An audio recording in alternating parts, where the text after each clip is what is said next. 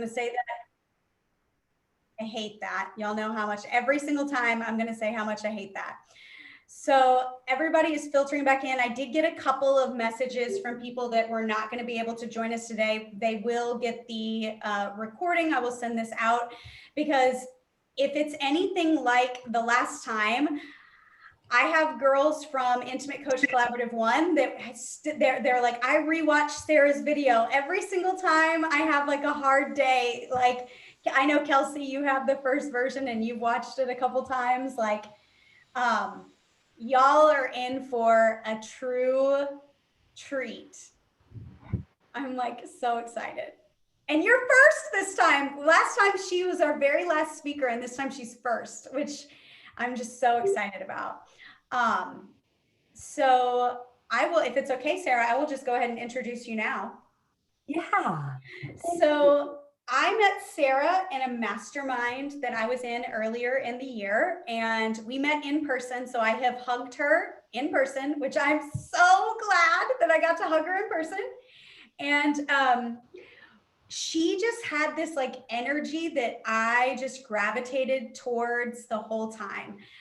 We talked on our very first call, and I think this is why truly like these things happen for a reason. Like, we claimed gentle feminine dominance as kind of our like theme for this group. Like, the words gentle and feminine and like still like firm and dominant came up so many times, and I thought the blend of those three words was so epically beautiful. And if somebody is gentle and feminine and dominant, Sarah Baldwin is definitely those things. She enters a room and you cannot look away when she's there. She's just one of those people that's like a light.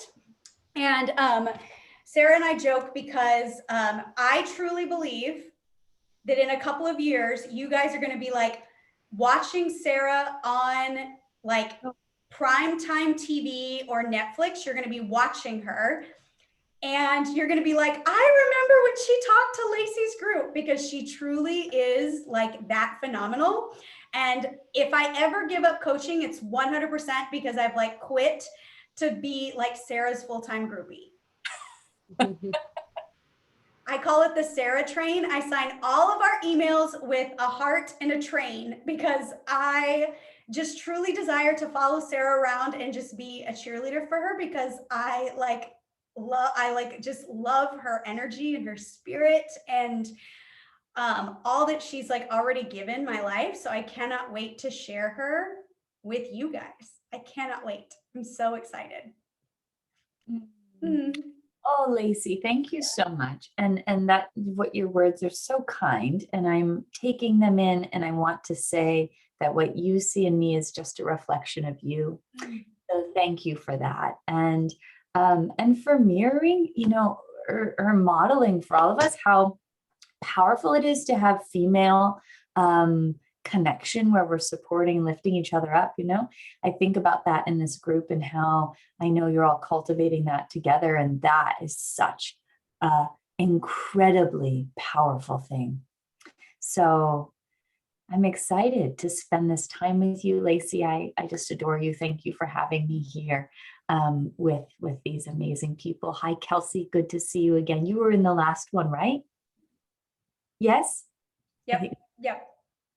So thanks again. Thank you all for having me. I'm a somatic experiencing practitioner and a trauma practitioner. I help people to get unstuck using neuroscience and understanding our nervous systems. For those of you who have gone to maybe psychodynamic therapy, which is just talk therapy, and you've had experiences that maybe were really helpful, and maybe you found yourself along the way feeling like, well, I understand what's happening now. And I get like, yeah, I'm safe to start the business and like, I can do that. And people are really kind. And like, there's going to be people who want to take this program that I'm doing or whatever, you know, whatever, fill in the blank.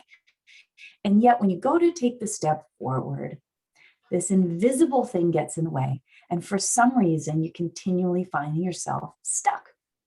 And you probably have noticed that you can't talk your way out of that. Like, have you ever tried to say to yourself, just calm down, you're anxious, just calm down. There's nothing to worry about. like you're safe to share this vulnerably with your partner, to go on this date or to do this Instagram live or whatever. And then your nervous system just becomes more anxious, more dysregulated. Yeah, that's happening because our autonomic nervous system, which is what you experience there when you're experiencing anxiety or worry or frustration, fear, shutdown, depression, dissociation, hopelessness, any of that variety of dysregulation, is subcortical. And that means it lives in our bodies. And our cortical experience or cognition happens in this big front part of our brain called our prefrontal cortex. So can you see the predicament? We don't have access to our prefrontal cortex in our autonomic nervous system. It doesn't understand verbal language at all. So we're talking, I don't speak Mandarin. It would be like if someone spoke Mandarin to me, I would just say like, you seem like a nice person. I don't know what you're saying, right? So that's what's happening to our nervous systems. And so the work that I do is to help people speak the language of your nervous system so you can get unstuck, so you can regulate your nervous system, so that you can be what's called the active operator, meaning I'm in control of my experience at all times. I know what's happening. I'm in control. And no matter what the outside stimuli or circumstances are, I know how to change my experience. So I want to talk about that with you today and how that can support you to step further into the life and the calling that each of you have. I'm always so grateful to be with coaches and helping professionals because you're making the world a healed, different place. So I'm just grateful for each of you and the work you're doing in the world and how brave it is that you're stepping towards your purpose. It's something that most people don't do, right? Because it's so scary. So I just want to acknowledge all the work you've done to get here. And I want to provide you support so you can continue to step towards more and more of what you're here to do in your purposes and also in your personal lives. So that's what we're going to do together. And I'm going to share my screen with you. I'm going to share some slides, and I really invite this experience to be exploratory and really different than like lecture or school or anything like that. What we're going to approach this is really from an embodied place of curiosity. So if you have a question, just unmute yourself and ask me. We'll approach it from connection. I actually got ahead of myself. There's a couple other things I just want to do with you first before I share my screen. So one thing I want you all to know that our nervous system needs for regulation. Regulation simply means I'm present. I feel safe. I feel able. I'm connected to me. I'm connected to the world around me. I'm actually here. I'm not somewhere else. The more that I know about neuroscience and trauma and dysregulation is that we travel time all the time. When we're activated, we're not really here unless there's an actual threat in front of us. We're somewhere else. We're in the past, we're in the future. So regulating is coming back here. I'm here in the present moment in West Hollywood, California. That's where I live. And supporting our system to do that. So our system needs three things to regulate: context and understanding. And this is something for you all to think about and also to invite looking at with your clients. We need context. That's an understanding of what's happening. Have any of you received a text from someone that said, or an email that says, we need to talk? Right? I don't know what you mean. I have no context. So what happens? I get dysregulated. I go into activation, right? My system says, I don't know what to expect, not to worry, Sarah, we're going to protect you. And we're going to talk about the different ways our system protects us. So whenever we're dysregulated, we want to ask ourselves, is there an area that I don't have context around? The next is choice. Our nervous systems need choice. Have you ever seen a dog backed up into a corner, or an animal? We're animals, by the way, we're mammals. What does it do? It becomes activated, protects itself. You're not giving me choice. I can't get away, right? So if we don't feel like we have choice, our nervous systems will become dysregulated. And you might say to yourself, well, I have children. I don't have a choice. And of course, there are things that we have to get done. I have to get up. I have to do these things. How can I create, though, experiences of choice in a situation where I have to get up and do this thing, or I have to show up on this call at 2, although this is very regulating for me. So it's not a dysregulating experience. But how can I create more choice? That might look like, I could get up 5 minutes earlier and spend just 5 minutes with myself. I actually have choice around that. And before this client call that I have, I have choice around going outside and feeling the sun on my face for a few minutes. Like I can do that. I have choice. See how I'm immediately creating just the simple examples. I'm creating more choice instead of that. I can't, I'm imprisoned by this, or I don't have a choice. And then the last thing is connection. We are a species that need to be in connection. So if I've had experiences where I'm really feeling disconnected, that creates dysregulation. We can connect with lots of things. We can connect with animals. We can connect with other people. We can connect with nature. We can connect with watching videos of people. So I have videos saved on my phone of Mr. Rogers and Bob Ross. They're like the two, some of you might be too young for Bob Ross. He used to paint on PBS because I was really poor as a kid, and that was the only channel we had. So you just watch him paint pretty little clouds in like 30 minutes. For those of you who don't know what I'm talking about, go Google Bob Ross. He created like a whole painting in 20 minutes every week.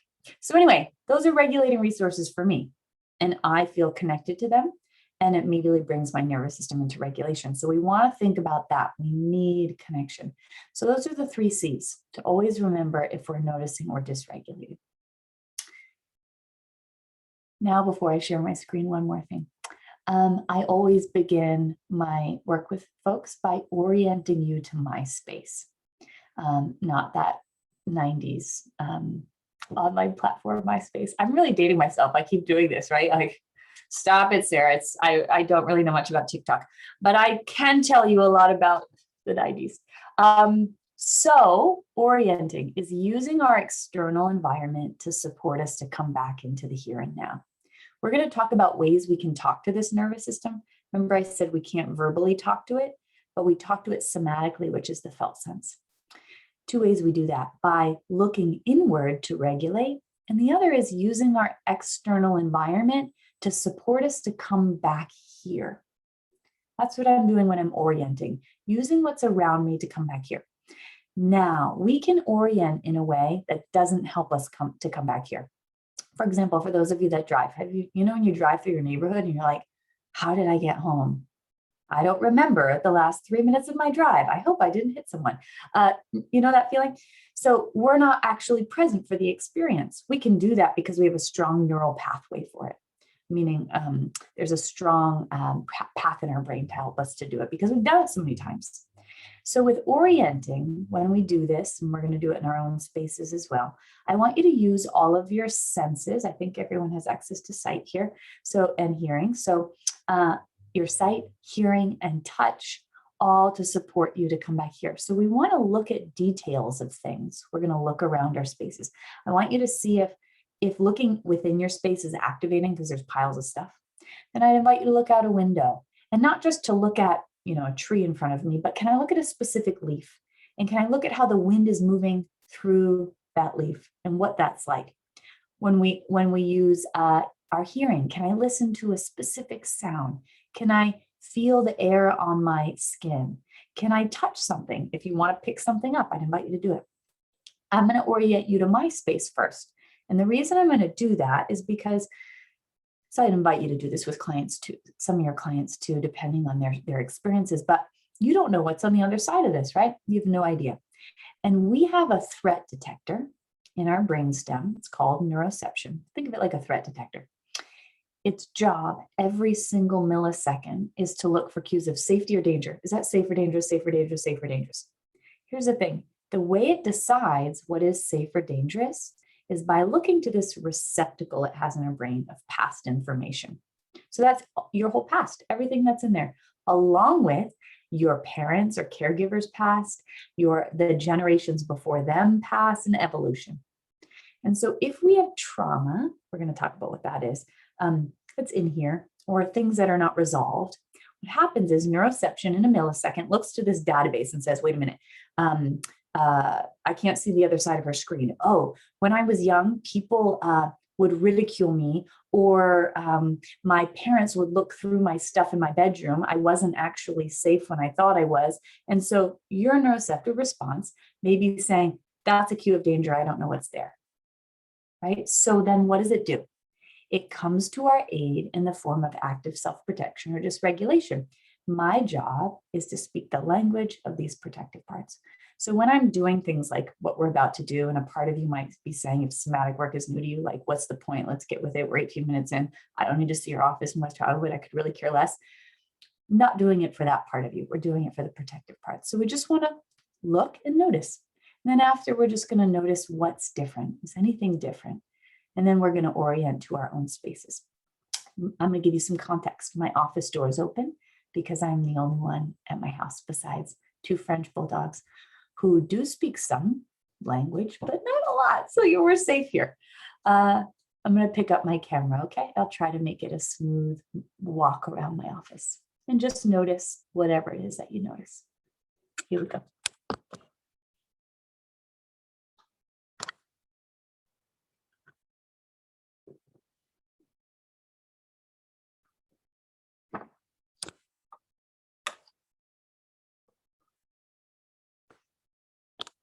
Sorry for the bright light.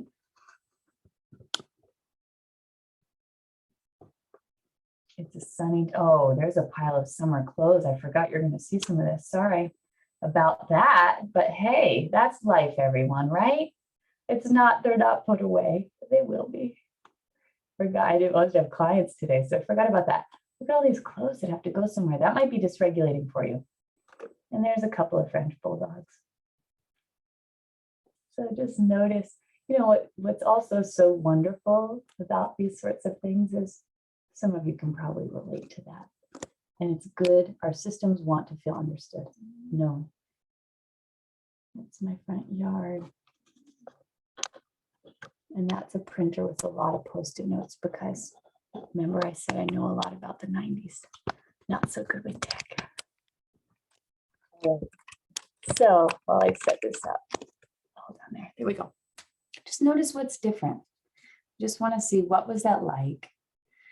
Is there anything different in my system? I'm going to teach you about your system in a moment, but just get curious. Do I feel now a little more here, a little more present? Do you feel any different at all? With no expectation, right? We never want to have an expectation, just curious. You can share in the chat if anything's different. If you're like, I don't even know what the hell you're talking about, great. I'm going to teach you more about it in a minute. So it's okay. What I'd like us to do is to, I was anxious and I'm not anymore. Yeah, I feel like I know you slightly more now. Right, context. I feel like I know you slightly more. So Julie, my hunch is that might make you feel a little bit safer, right? And I feel, I was anxious and not anymore. Look at that, your nervous system responded. I feel more connected. Yeah, these things that might at first seem really small are so extraordinary. What's happening is, and all of these intricate parts, I'm not going to get into all the details of it, of your physiology and neurophysiology are responding and saying, oh, coast is clear. I think we're actually safe. And then we come into regulation a little more. If I just told you, hey, everyone, this is a safe office. Let's go.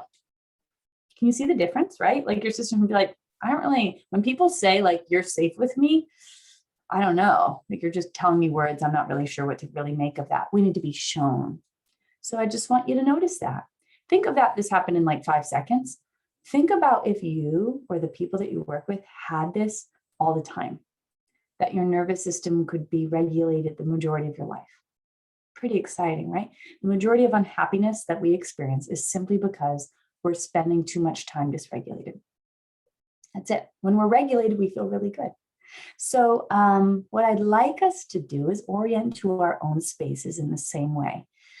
Really want you to focus on any details that you see and let your nervous system guide you. I know that word might even, those 2 words might be new. So instead of thinking about it, let your impulse guide you. If you want to pick something up and touch it, if you want to smell something, if you want to look at a detail on something you've never seen in your room before, really do that and see if you can notice details. So let's do that together.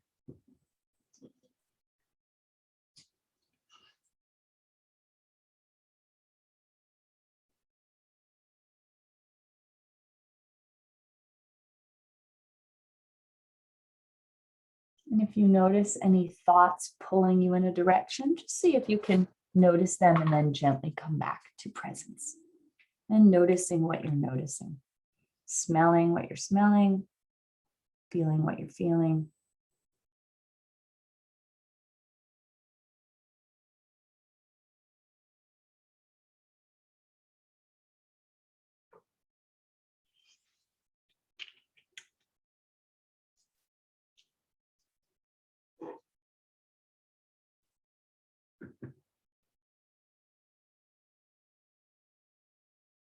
And just challenge yourself to see maybe even a little more of a detail.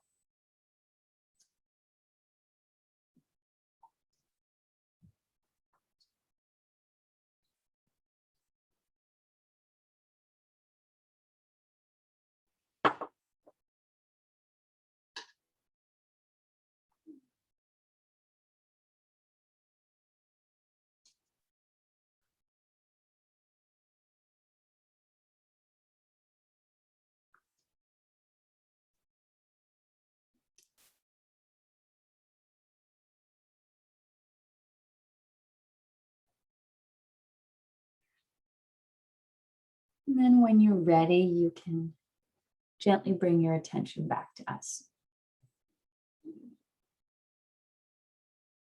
And then we just want to notice what's different. I notice that I'm actually more aware of my sit bones now. I kind of wasn't aware of them. It means I'm more present. I noticed that there was a little tension in my shoulder. It's not there as much anymore. So just noticing that. Is there anything different? Do I feel any more here? That's all we're looking for. And there's no small shifts towards regulation. So, does anyone find themselves stuck in a particular area of your life? I'm not going to call on you, but if you do, maybe just raise your hand. Yeah, right? Yes, how human, how normal. And I sort of alluded to this, but it's the last thing again, and then I'm actually going to share my screen with you. But that I want to say is somatic work is what helps us to really become unstuck. The majority of the reason that we're stuck is because the protective parts of us don't think that what you want to step towards is safe. Here's the really tricky thing about, actually, I think the universe or God or stardust, whatever you call the great mystery, has such a sense of humor. Must, because here's the thing. The things that each of you are desiring to step towards in your life are probably things that were once a cue of danger or not available. Here's what I mean by that. Being seen in the world, using your voice, being known, vulnerability, abundance, taking up space, leading, connection, belonging, family, fill in the blank, right? And probably those deepest desires were things that when you were younger, you didn't have, or they were dangerous. So can you see the predicament here? Because that gets stuck and stored, those experiences. So then your truest self says, yeah, I'm ready to step towards that thing. I want to do this. And when you're in safety, meaning you're not actually taking the steps forward, money, absolutely. You're not taking the steps forward. You're like, yes, I can feel into this. This is so exciting when you're dreaming about it. And the protective parts are like, no problem. Cool. You can dream about it because you're not actually taking a step towards it now. So keep dreaming about it. It's going to be so great. You're going to make $1 million this year. You're going to do this thing. You're going to launch this program. You're going to start this, I don't know, YouTube channel, whatever it is, right? You're going to do all those things and you're like really psyched about it. And then the moment that you mobilize or take a step towards it, what can often happen? The protective parts are like, oh, you're actually going to step towards it? No, you're not. I'm going to stop you. You're so welcome. I just kept you from having that same experience where you were abandoned or let down, or where you had all the money and then you lose it like you did when you were a child with your family. I kept you from that. You're so welcome. You're stuck. You're welcome, right? Our protective parts aren't trying to hurt us. They're stopping us from what they think is going to be way more dangerous than it's worth stepping towards. And then we find ourselves in that cycle. Then I'm stuck. And then I dream about it again. Yeah, I'm going to do this thing. And then I take a step forward. The protective parts say, no, not safe. And I'm stuck. And then we try to often battle those protective parts, right? Like, I'll just work harder, or like, I'm just going to sit down and force myself to do the thing. And then you sit down to do the thing. And then all of a sudden you feel exhausted and you can't focus. And you're like, I don't know why I'm so tired. I think I need to take a nap. I don't know why I can't think. This morning when I was exercising, I felt really good. I think I need to go to bed. And then you go to bed after sleeping 8 hours last night, right? That's dysregulation. That's the protective part saying, no, my friend, you can't step towards that. Or you sit down to do the thing and you're like, there's so many things. There's so many parts of the thing. I don't know. Where do I even start? I'm so overwhelmed with all the different parts of the thing. I don't know. What do you do? How do you do this? Do I need a lawyer? Do I need to wait? Do I have a business Stripe account or not a business Stripe account? I don't know. And like, wait a minute. Do I need a designer? Maybe I don't need a designer. I don't know. Do you need to do a branding thing? I don't know what you need to do. And then all of a sudden I'm frozen. There's too many things to do. I don't know what to do. I can't do anything. That's your autonomic state of freeze. So what I'm trying to point out here is how normal this is. And I see a lot of smiles, which means I think a lot of you can relate to this, right? So what we're going to talk about is that is 100% me. Yes, that is 100% all of us. And yeah, I'm so glad to hear you sharing it. See how we can normalize this. And what doesn't work is me trying to tell you you're safe to do it. Go ahead, do the thing. You're safe to do it. No, you have your dorsal vagal complex, which I'm going to tell you about in a minute, is 500 million years old. We can't, it actually is. I'm not exaggerating. So we can't fight that, right? Like I'm not stronger than it, but we can work with it. And that's what we're going to talk about. How do we speak the language of these parts so I can help you to get unstuck? And you can do this with your clients too. Cool. So now I'm going to actually share my screen with you. I go on tangents. I go all over the place because I get really excited about this work. Because so much change is possible and is going to happen for each of you. Really excited. Okay, so let me pull up the chat so you can share in there as we go. And if you have any questions, because I can only see, I think, 5 of you at a time at the top of my screen, just unmute yourself, okay? You'll have this recording. You can reach out to me. So just know whatever you digest is exactly right. Okay, so I gave you a preface to a bunch of what we're about to talk about, but I want to first talk about trauma because you probably have heard that word, huh? Trauma has become a buzzword and can be really misunderstood and confusing. So I want to talk about what it is for a moment with you. Remember I talked about that receptacle of past information and why the protective parts come online and say like, no, it's not safe to do that. Well, that's often a result of past trauma we've experienced that our system doesn't yet know is over. So trauma in and of itself isn't actually about an event. It's not really about that abandonment that we had or that neglect that we experienced or the bullying that we experienced or anything like that. It's the result of that event. So it's how that thing overwhelmed my system's capacity to process it. So trauma is really just energy. It's my system being so engulfed or overwhelmed that my system doesn't know what to do with what's happening. So it can be a lot of different things that cause trauma. What might be traumatizing for my system might not be for someone else's. Here's just a list of different types of trauma. Systemic racism, the patriarchy, trauma associated with who we identify with, being a parentified child. That means being made responsible for our parents. Like if a parent made you feel like bad if you didn't hang out with them all the time, or you were responsible for making them happy or whatever. What's happening there is we've reversed the role. They're like identify with their young parts, and I had to become an adult when I was still a kid. Not getting your emotional needs met, not getting your physical needs met, our parents divorcing. Of course, divorce is not innately traumatizing, but if our parents are activated and fighting and they don't help us process it, that can become stuck in store. Having to continuously move in childhood, high stress work environments, physical injury or illness, physical or emotional abuse, being the child of a physically or emotionally sick parent, chronic ruptures in our home, so lots of fighting, being denied our reality. And this doesn't have to just be happening in childhood, of course, adulthood too, surgery, illness, and so many other things. So trauma is, again, just an overwhelm of energy in our system. So here's the thing. If those traumatic experiences don't process through, they get stuck and stored and locked in time.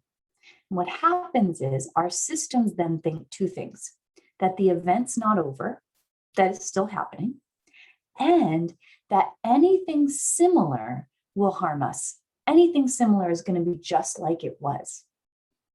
So there's two reasons why trauma gets stuck and stored, two primary reasons. One, we don't have safety after the event ended, meaning a safe container to process it.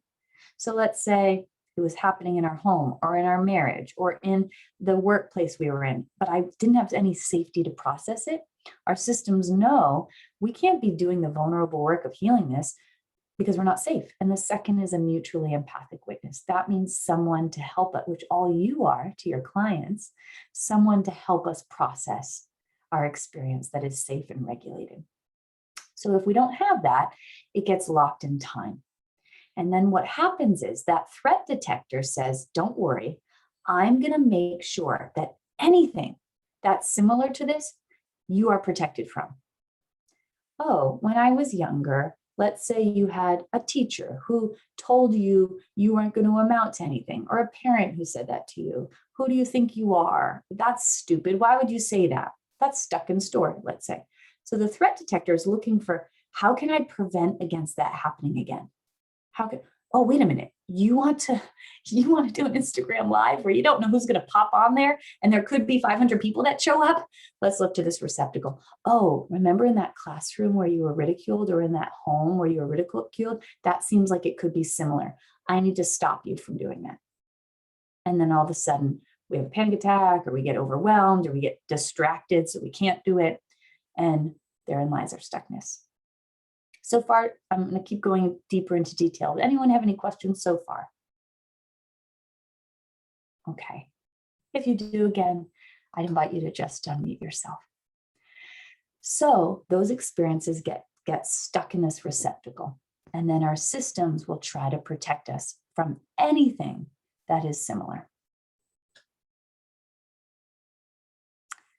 So I just mentioned this a moment ago. So you might, if you're thinking, but yeah, I'm safe now. I don't understand why this is happening, or I have this partner who I really love, or maybe you have a client who says, this is our physiology can actually do this. I'm doing all the things, but why am I not losing weight?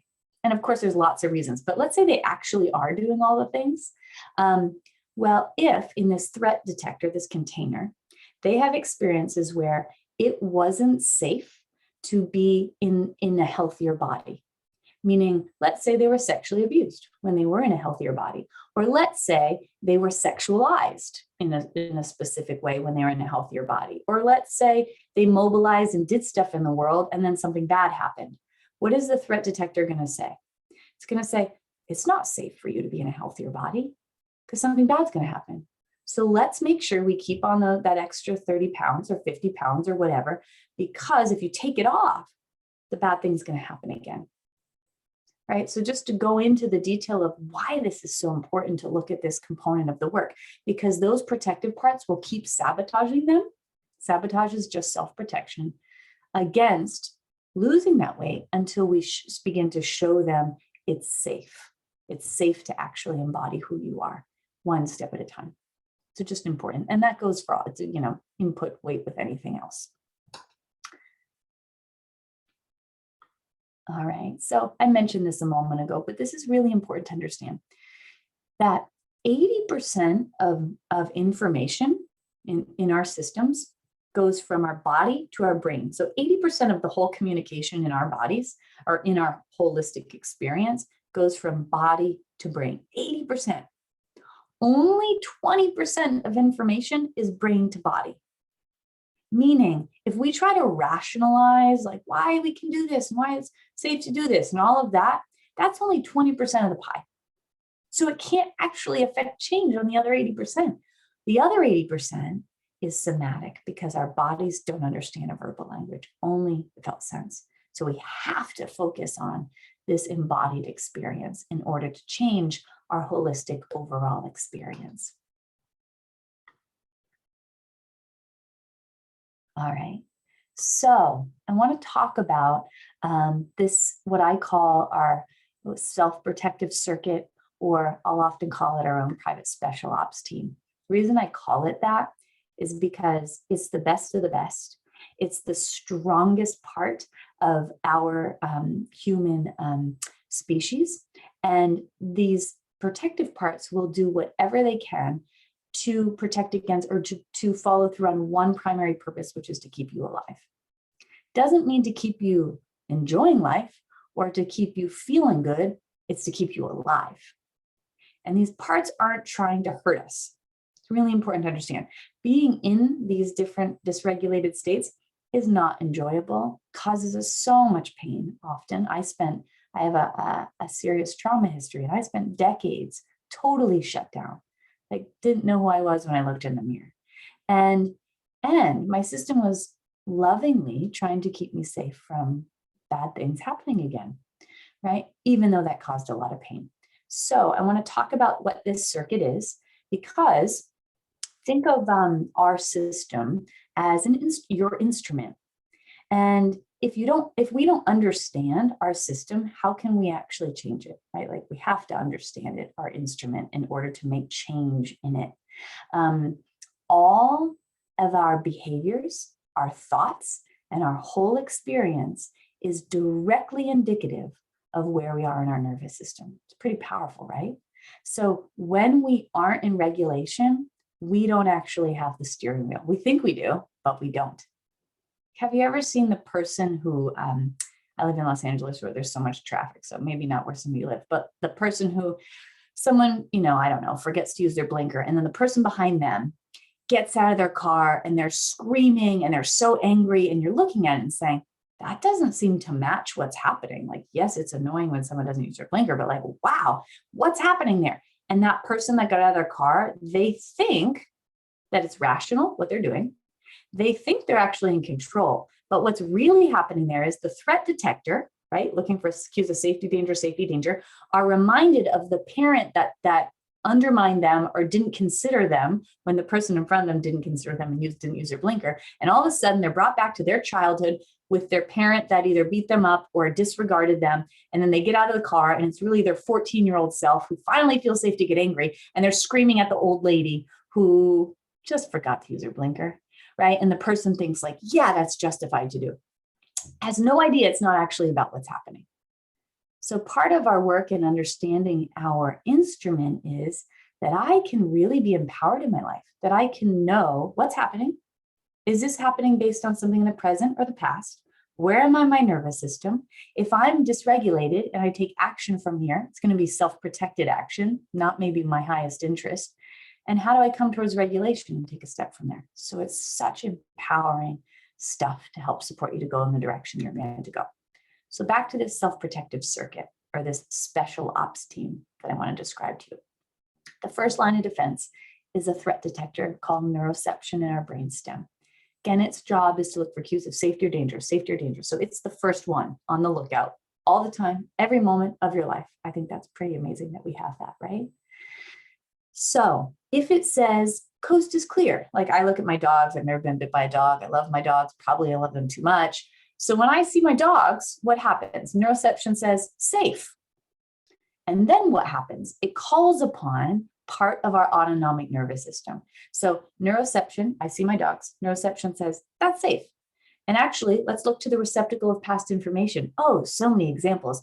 Cuddling. They're always so happy to see you, even if you're gone 5 minutes. They show you unconditional love. They've never hurt you. Oh, that's wonderful. Safe.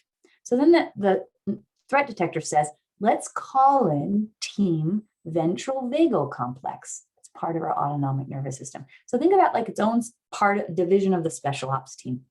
And they come in, and their job is to allow us to be present.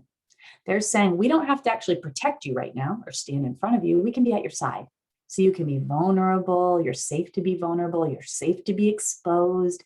You're safe to be exactly who you are. You're safe to be in the present moment. You're safe to experience things like joy, connection, play, happiness, fulfillment, flow, abundance, receiving, all the things that we really want, right? And then my system lets me connect with my dogs in a way that feels really good.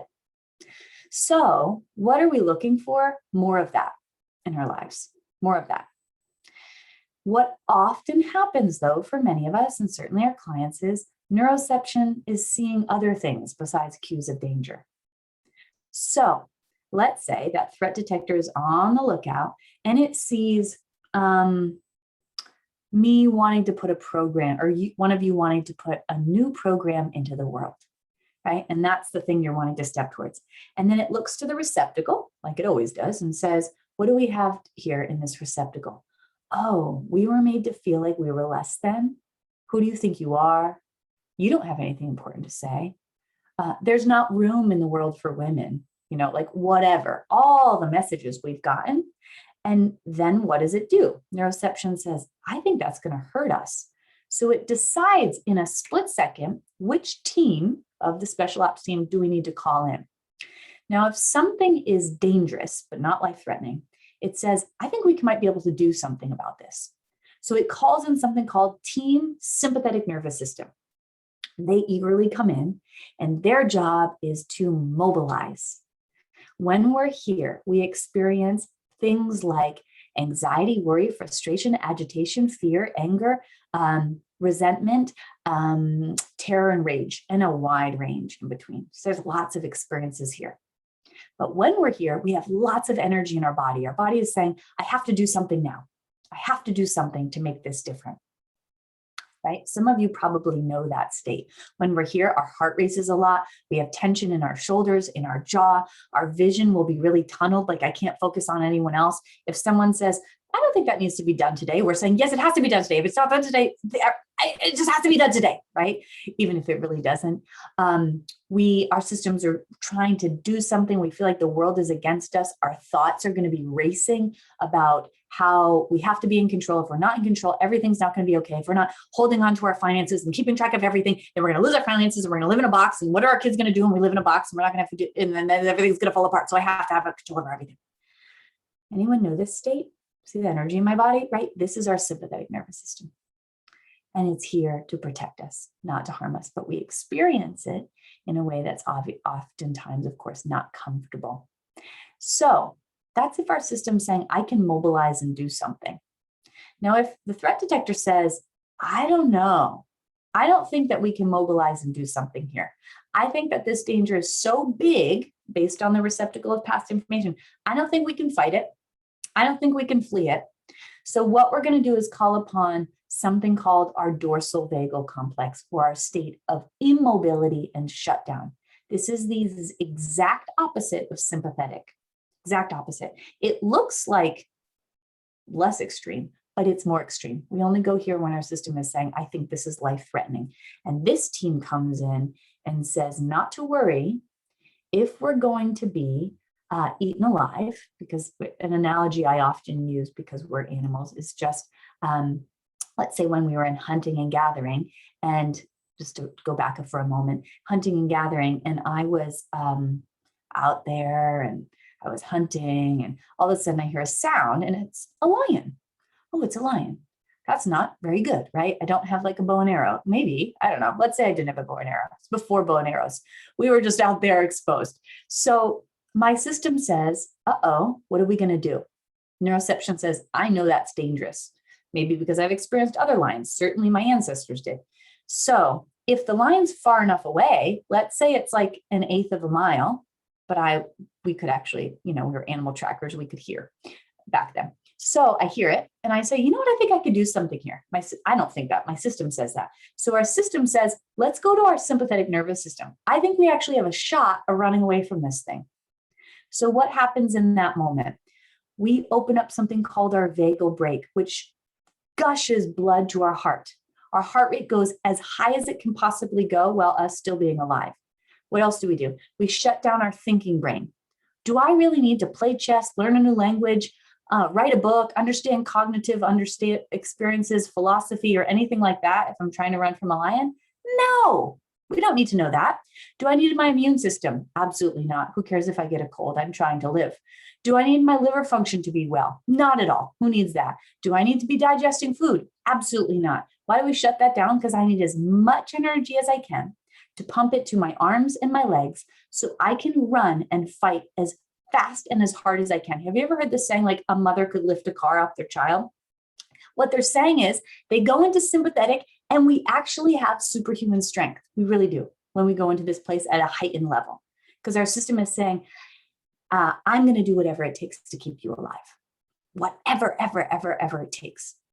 For those of us, I had a lot of autoimmune issues. Why? Because if we stay in these states for a long time and our immune system isn't able to recover, of course it's going to affect that, right? Because our system's saying, I need to keep you alive, not worry about those other functionings. So that's sympathetic. But let's say the lion's getting closer. Oh shit, that lion can run faster than I can after all. And now it's 5 feet from me. Our nervous system will quickly change and say, okay, next plan, because that didn't work. We got to shut down. Why? Really fascinating. And I think loving that we have this ability, and all animals do, because my system's saying, I don't want you to have to feel the pain of getting eaten alive. We actually have the ability to leave our bodies so we don't have to feel it. And because maybe if I play dead, then the animal will bypass me because they might get sick if they eat a dead carcass. You see animals in the wild do this all the time. We do this all the time. So if we had experiences, let's say in our lives, in a job that we had, in our childhood, where we couldn't get away, we couldn't fight, we couldn't flee, couldn't leave the house, what was I going to do? Couldn't leave the school, couldn't leave that job, maybe felt like I couldn't leave that marriage. My system says, I'm not going to be able to mobilize. So what we do is we go to this state of shutdown. And when we're here, everything is going into hibernation so that we can leave our bodies, so we don't have to feel the pain of what's happening. We begin this state at apathy. Apathy, simply, I don't care. So a low level, like not extreme experience of this is just like, we've all experienced that, right? I'm in a funk. I don't really care. Like your partner or friend says, do you want to go to that restaurant you love? You're like, no, I mean, whatever, I could go, but like, I'm not, it doesn't really matter to me. Oh, it's a sunny day. You love sunny days. Yeah. I don't know. Don't really care. With that program you really wanted to start, whatever. Honestly, I don't care at this point. I'll kind of throw in the hat. And then we increase activation. So it goes from apathy to things like starting to feel a little hopeless about it. I just feel a little numb. I don't fully feel in my experience. I feel tired. My vision's kind of fuzzy. I can't think at all. I'm starting to feel kind of removed from the world. Like I just feel separate. I want to curl up under the blankets and just be alone and not talk to anybody. It's hard to make eye contact. I feel like I can't even make a facial expression. It's really hard to even talk right now. Now I'm feeling depressed, and now I'm feeling kind of dissociated. Like I don't know what happened today. I don't really feel a difference between me and the chair. I mean, I know I'm here, but I can't really sense myself, all the way to I don't recognize myself. It's a deep, different experience. But I want to just relate to you that you probably can really relate to this. Example is, for any of us have been in an argument with someone, right? All of us have been in an argument with someone, particularly, let's say, a family member, a loved one. First, you're going along, you're both in ventral and you're connected and something nice is happening. And then all of a sudden, someone's threat detector is reminded of something that wasn't safe. So let's say, example I like to give, I'm connecting with a friend or a partner and I'm telling them something exciting. I want to share this thing with you that happened. I'm so excited about it. And I'm so excited to be able to share it with you so you can mirror back excitement to me. And all of a sudden, I'm in the middle of the sharing and then their phone vibrates. I don't know, I said it so weird, vibrates, and they look down at their phone. Oh, that's really great. And they look at their phone and my neuroceptive threat detector looks to my database and sees my mother, my mother was neglectful and not there and could care less about what was happening in my life and didn't ask me how I was or anything like that. And all of a sudden, from them really caring, maybe nice partner who wasn't trying to be disconnected, certainly not okay that they did that, but my response is, I completely go into, let's say, sympathetic. And all of a sudden, I'm no longer seeing my partner, but I'm seeing that parent that let me down my whole childhood. And now I feel this big sympathetic response, big activated response. My system's like, I can't believe you just did that. And then all of a sudden, this thoughts come in like, I do this for you every single time. You need me to support you. I'm always supportive. I always listen to what you have to tell me about, and that's happening in your life. I can't believe that you do this to me. And then what happens to them? Neuroception sees their critical father And all of a sudden, their neuroceptive response says, oh, wow, you're dangerous. You're just like my critical father. And now they're saying, all you do is tell me how the things that I don't do right. And what are we both doing? We're seeing each other as a cue of danger, right? We're both in sympathetic.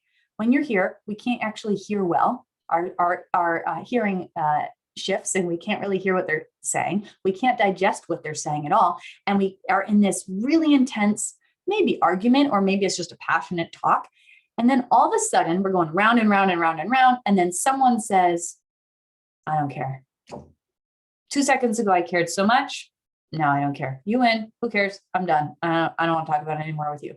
And not from an activated place, but from a dorsal place. What's happened is our system says, I can't fight this thing. I can't flee this thing. So what I'm going to do is just shut down. Does anyone experience something like that? Now, it could be in a relationship, but it could also be with your work. I'm trying to do the thing. I'm trying to do the thing. There's so many things to do. I'm activated and sympathetic. And then your system says, it's too much. No, I can't do this. I'm shutting down. Oh, and then a week later, you're like, oh yeah, I never did that thing. What happened? We went into that dorsal state.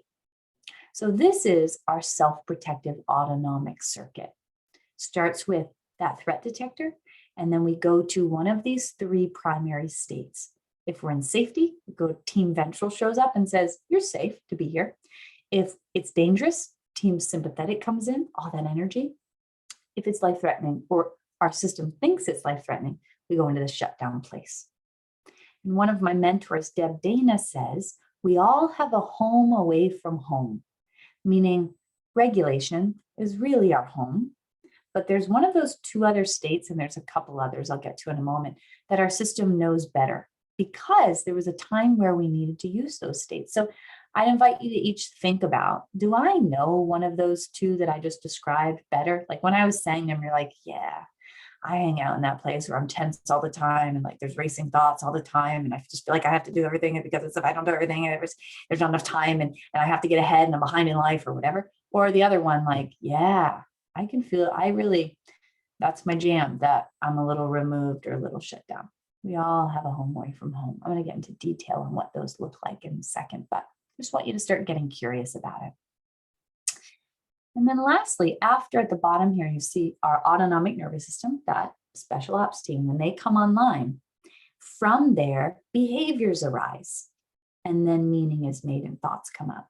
So from sympathetic, what's my system saying? I have to do something. So we don't actually have the control when that's happening. We think we do, but we don't. When we're in dorsal, same thing, behavior arise, which is to shut down. And then we make meaning at the end.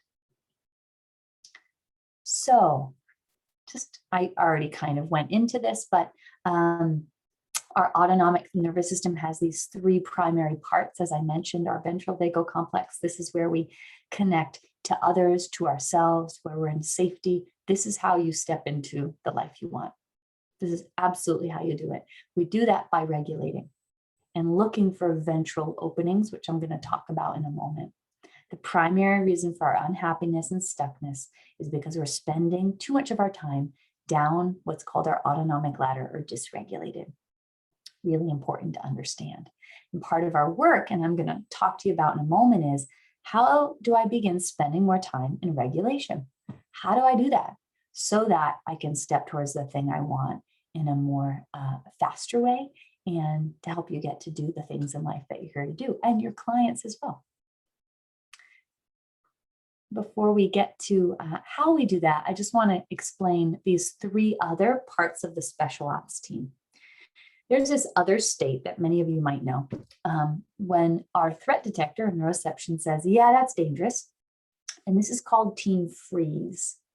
It's 50% sympathetic energy, so half of the sympathetic team, met with 50% of the dorsal shutdown team. And those are 2 equal and opposite forces. One is saying we have to do something. The other is saying don't do anything. And what happens is we create what's called tonic immobility or deer in headlights. You ever see a deer in headlights, right? Has anyone experienced this? You sit down, you're like, okay, I'm going to do the thing. I talked to Lacey about it. I'm so freaking excited about this. I'm going to get it out into the world. I can't wait. And you sit down at your computer and they're like, well, there's this thing. Wait, there's the other thing. Oh my gosh, but what about the other part of it? But I don't know. I didn't ask her about the other thing. I'm not sure. I don't know. There's so much to do. I don't know. How am I going to do it all? And then I'm just here and I can't actually take a step forward. But I have so much energy, but I can't do anything. Has anyone experienced this? It's called freeze. Different than the sympathetic, like, got to do, got to do, got to do, got to do. It's got to do, can't do. Oh my gosh, got to do what I can't do. I got to do what I can't do. That's freeze. Now, there's two other places that we go. It's a cute dog. Two other places that we go. By the way, our dogs have these autonomic states too. They're mammals. We see our animals in sympathetic. You put your shoes on. Where are you going? Why are you putting your shoes on, right? You come home, ventral. Yay, you're home. You're the best thing I ever saw in my life, right? Ventral. Dorsal. Let's say they haven't had a lot of stimulation or connection. They're kind of shut down. So animals have those too. Play. Now, if that neuroceptive response, threat detector is like safe, it has another couple places it can go besides just plain old ventral.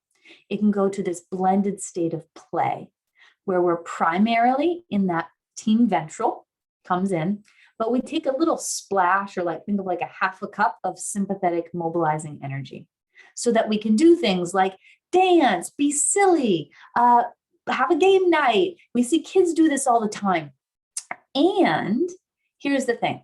If we add in too much sympathetic, like we put in a half a cup, but then somebody put in a gallon, what happens is we tip over from regulation all the way into sympathetic. Have any of you, if you're competitive like I am, you have a game night with your partner or friends and you're like, everything's so fun. This is funny. This is fun. And then someone gets competitive.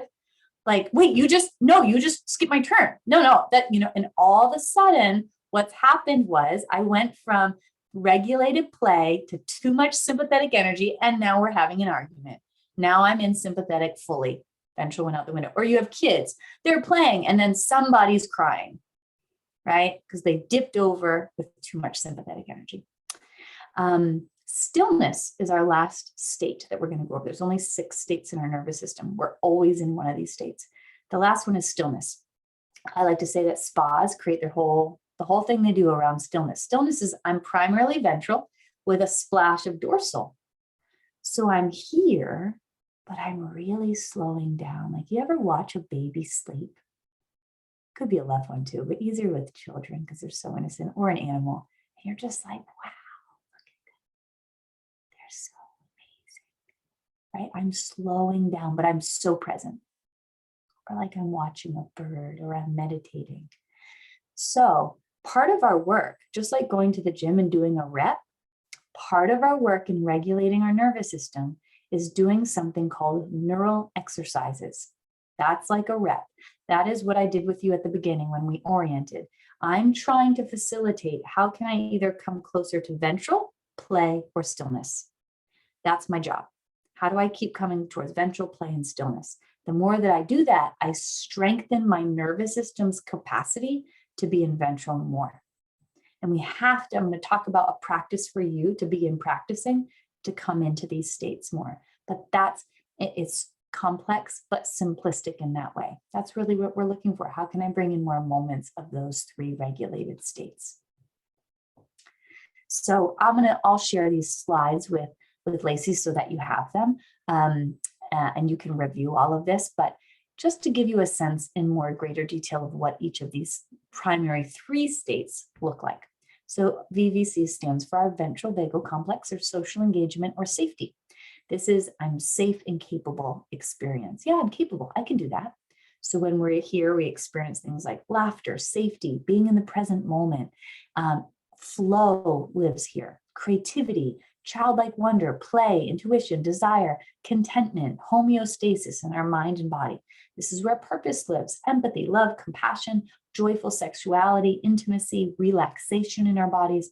Our energy levels are full, but not overstimulated. We're connected to self, other, nature is our own form of spirituality if we subscribe to that, and grounded in our sense of truth. I like to think of this as the porridge isn't too hot, it's not too cold, it's just right. Nice place to be, right? And wouldn't life be amazing if we spent the majority of our time here? Right? Think about how much more productive we could be and how much easier productivity is if we're here. Or just how much better it is to be in our lives.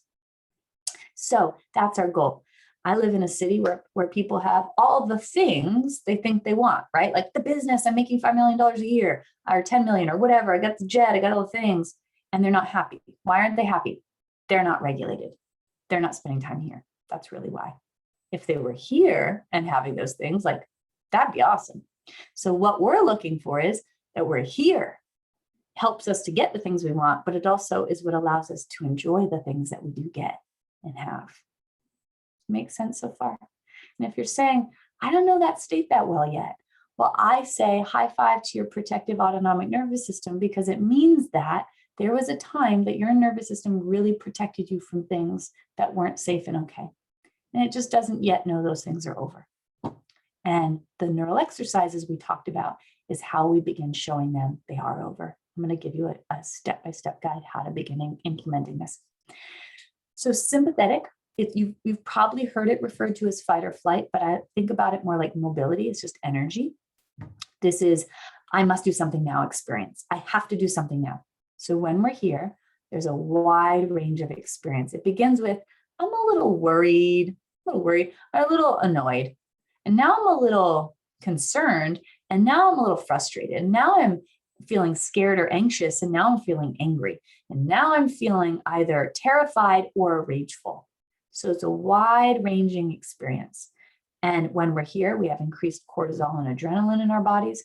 When we're here for a long time, what happens? Our hormones become imbalanced. Why? Because there's so much adrenaline and cortisol rushing through our bodies. We don't sleep well when we're here. We have racing thoughts, heightened alertness of all senses. So when we're here, if you've ever said this to someone, to a friend or partner, why are you yelling? And they're like, I didn't yell. You're like, you did yell. Why is that happening? You probably didn't yell. Why is that happening? Because my system is saying there's a lion chasing me. I have to actually open up my ear canal even more, my inner ear, so I can hear more clearly, so I can sense how far the lion is away. Isn't that cool?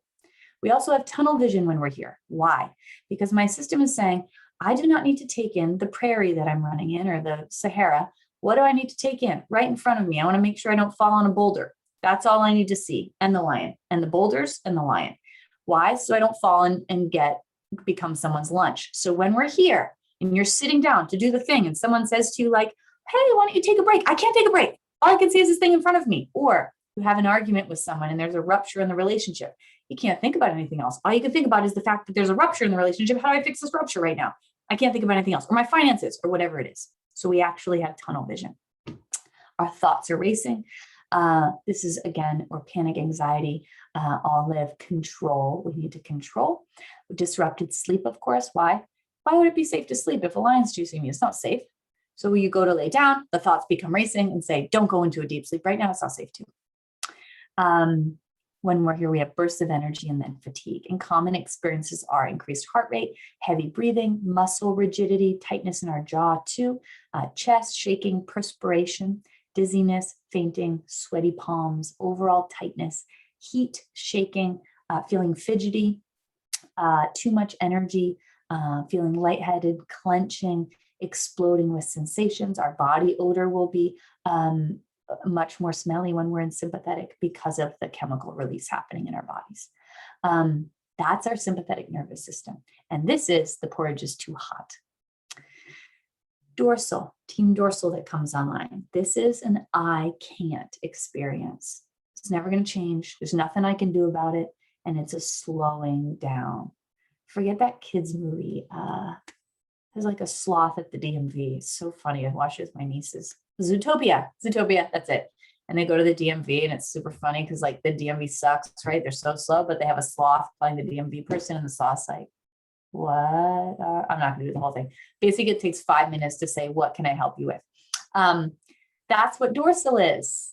And my system's like, whoa, I feel heavy or I feel light. It's one of the two. I feel like a ton of bricks or I'm not aware of my body.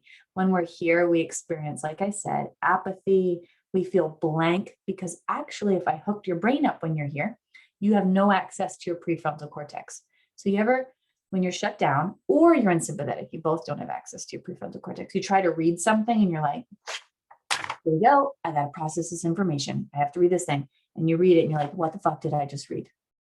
I don't even know what I just read. I have no idea. Hello, here I am. I have no idea what I read, but I have to get this thing done for my business right now. And we try to like force ourselves to do the things that we need to do. Has anyone tried to do that? And then you can't actually do the things. That's because you're trying to battle with an evolutionary response that is stronger than you.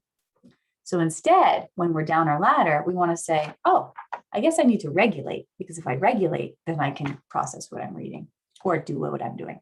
So we'll have difficulty with memory here. We feel numb in our bodies, heavy, low energy, difficulty focusing, flat facial expressions, meaning I can't even fake it if I wanted to, fogginess, difficulty speaking or coming up with thoughts. Our body doesn't want to move. So we're apathy, depression, again, hopelessness, feeling alone, shallow breathing, difficulty making eye contact. So we feel numb, cold, limp, low energy, foggy, weightless, slow, short breaths, inability to talk, shallow, like heavy. This isn't, porridge is too cold experience. Really important to understand. So what I want us to just take a moment to do now before I talk to you about how the heck do we spend more time in ventral and give you tangible tools that you can use to begin doing that, I want you to get to know your instrument. I'm not a violinist. I don't know if anyone here is, but like if I hear someone play the violin, I'm like, that sounds good. They all sound the same. All the notes kind of sound like if they played two different notes, and they would be like appalled by me not knowing the difference between the two, or like a sommelier. I can never say the word properly. You know what I mean? I love wine, but I can't tell the difference. I don't have an acute sense for it. The same goes for our nervous systems. We want to have such an acute awareness around what in the world is happening in my nervous system. If I know that, I know where I am, I know what I need to do to change my experience. So here's what I'd like you to do. I want you to first think about which of these three states, and then including freeze, that's not in there, I'm sorry. Freeze is that there's so much energy, but I can't move. Which of the three states do I spend most of my time in? Which one do I know the most? Is it ventral? For a lot of us, it's not going to be ventral. Is it sympathetic? All that energy. Is it dorsal? Shut down. Or is it freeze? And I just want you to think about that for a moment. Which one do I spend most time in? Maybe when it comes to being with my partner or family, which one do I spend the most time in? When it comes to my business, which one do I spend the most time in? And what helped you come to that conclusion? So important to know that, because there's different ways we regulate depending on the state we're in, which I'm going to talk to you about in a moment.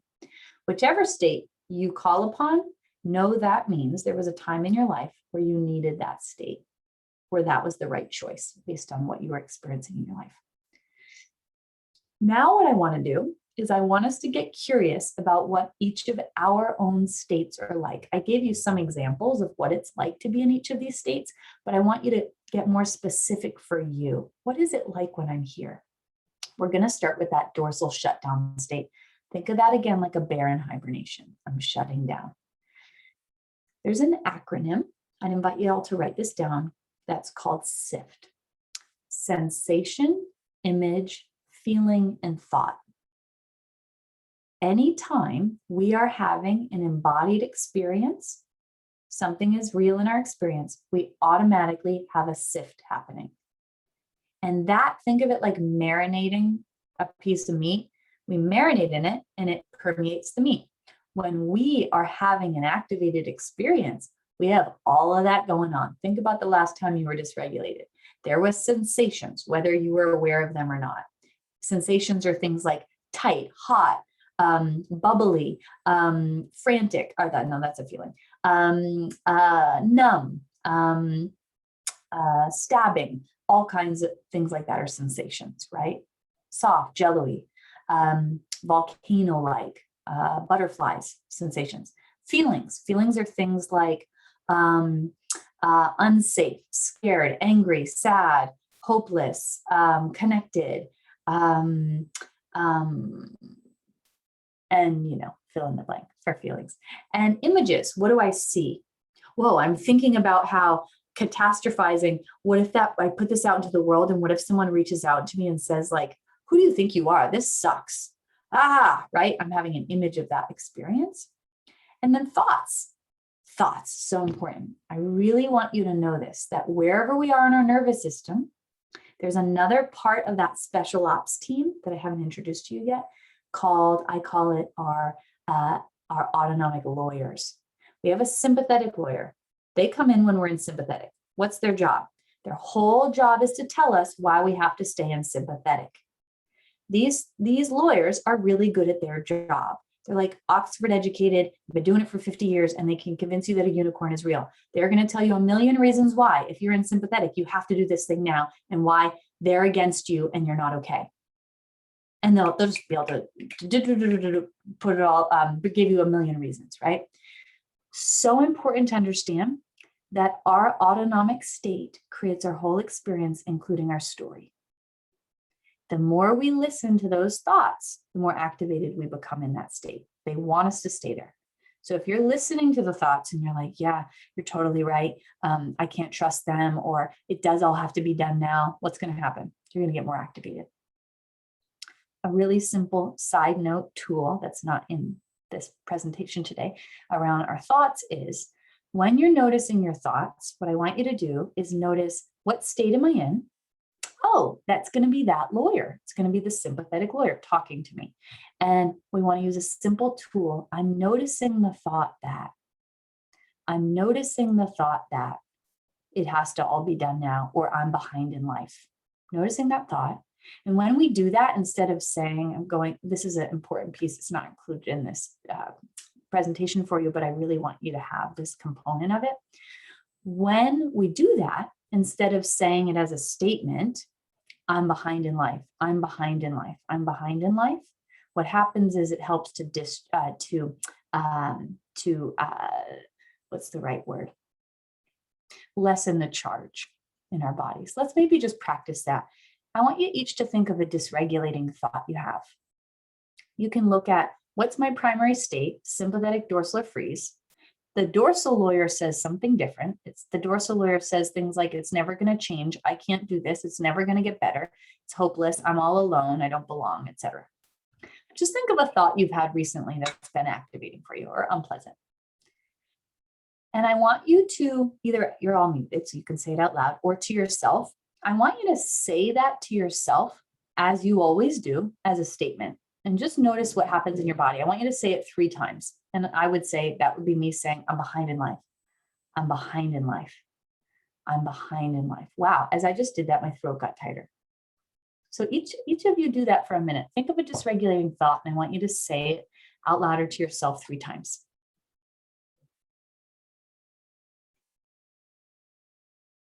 And then I want you to notice what happens in your body. Really say it as a statement, like it's true, because when you say it as a statement. And then notice, anybody notice some activation or uncomfortability in their body as you did that? As I did that, I noticed a sinking feeling, heavy in my chest. Yeah. Heart sped up. Yeah. Look at that. That's their job. They're like, I start to get hot. Yes. Sympathetic nervous system. There we go on all of you. My throat got tight. Yeah. Isn't that extraordinary? Look how powerful, teary-eyed. Yeah, look at that. Look how powerful these lawyers are.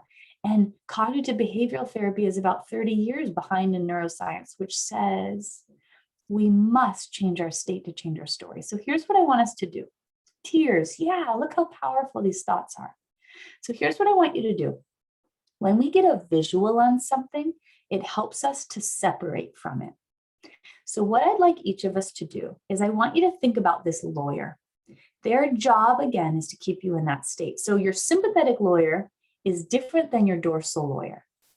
Sympathetic lawyer could be like woman in a power suit that's like, fuck yeah, we got to dominate the world. And I got to take everybody down because they're bad. They're going to hurt me. Dorsal lawyer could be like Eeyore. Well, it's never going to change, or it could be a gremlin. I don't know. It could be anything. But I want you to just let your nervous system pick. If this sympathetic lawyer could look like anything, what would it look like? It doesn't have to be you. And I actually don't want it to be you. I want it to be different. And then I want you to see if you can see them as small. And there's a reason I want you to do that. I'm going to explain in a moment. So if your thought came from dorsal, if your thought was hopeless, things are never going to change, I want you to think of the dorsal lawyer. and visualize that. If it's sympathetic, I want you to visualize something separate from you that's small and it is its own entity, not you. The reason why I want you to make it small is because our systems, when we see something smaller than us, it's less threatening, meaning less activating. So here's what I want you to do now. I know this might seem a little strange, but I want you to see if you can notice that lawyer saying the thought to you. And then I want you to say these words 3 times. I'm noticing the thought that I'm behind in life. Or I'm noticing the sympathetic lawyer say I'm behind in life. I'm noticing the thought that I'm behind in life. So really see it. See this lawyer saying it to you. And then I want you to say that 3 times. And I want you to notice what's different. So try that out.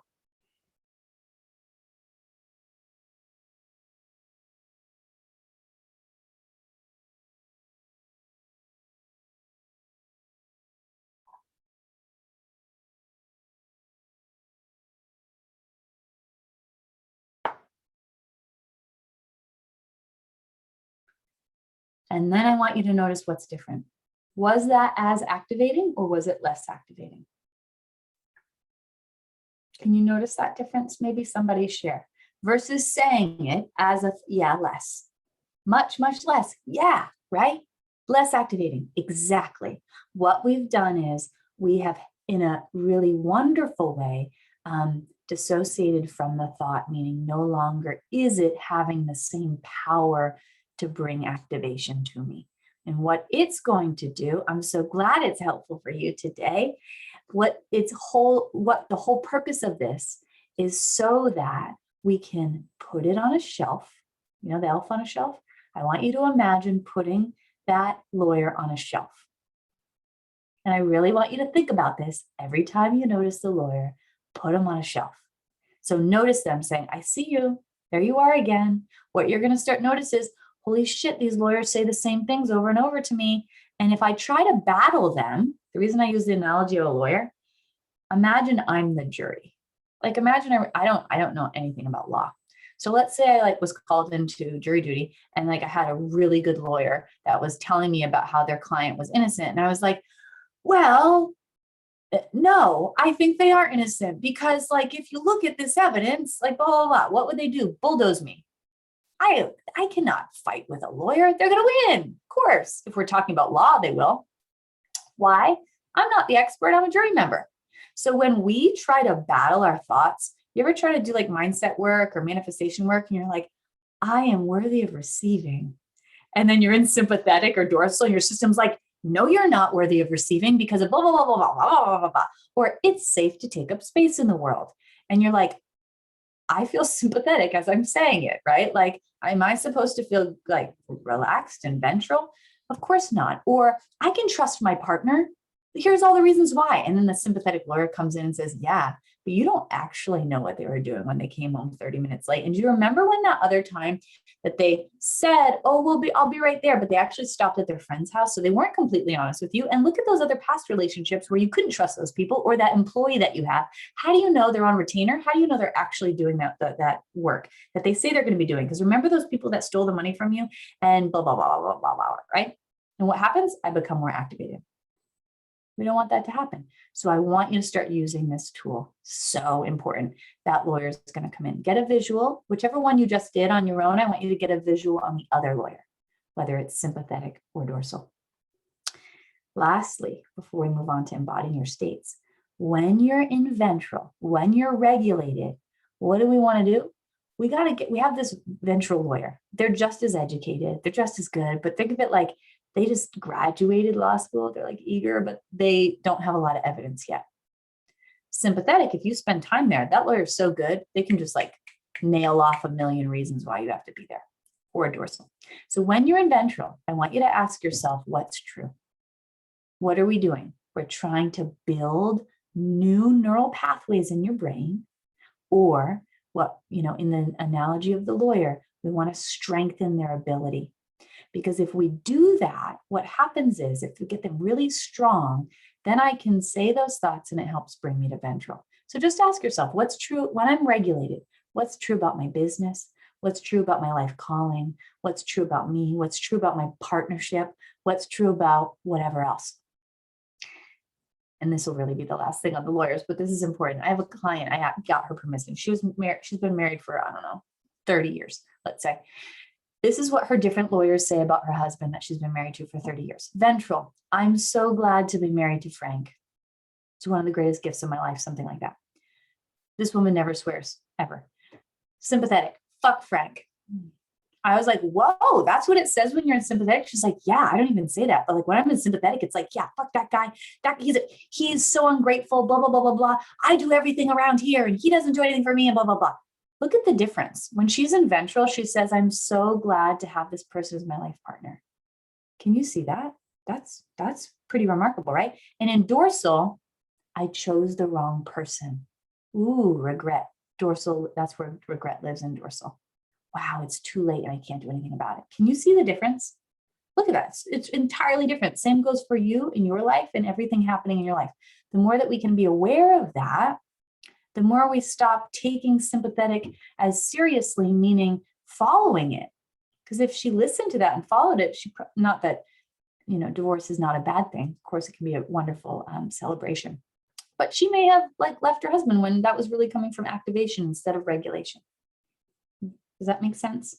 So if in ventral, she said, it's time to end this partnership, that's my truth, right? It's a compass to guide you towards where you're supposed to go. So we really want to get clear on who's present, what's the lawyer saying. I'm so glad it's resonant for you. So let's get to know our states for a few minutes, okay? I want you to start with dorsal. And I want you to think about a 1 to 3 dorsal experience you've had. This might be like, I just feel kind of in a funk. I don't really want to be around anyone. When we're sick, I just have felt just disconnected and down. And then I want you to go through SIFT. Okay, when you're here, what sensations did you feel in your body? Sensations are things like numb, heavy, tingly, cold, etc. What feelings? Hopeless, alone, depressed, disconnected, incapable. What images did you see? Everything seems fuzzy and kind of gray and muted, or I just keep remembering my childhood bedroom, or I don't know, whatever. And then thoughts. What's that dorsal lure saying when you're here? So just take a moment to write a few of those things in.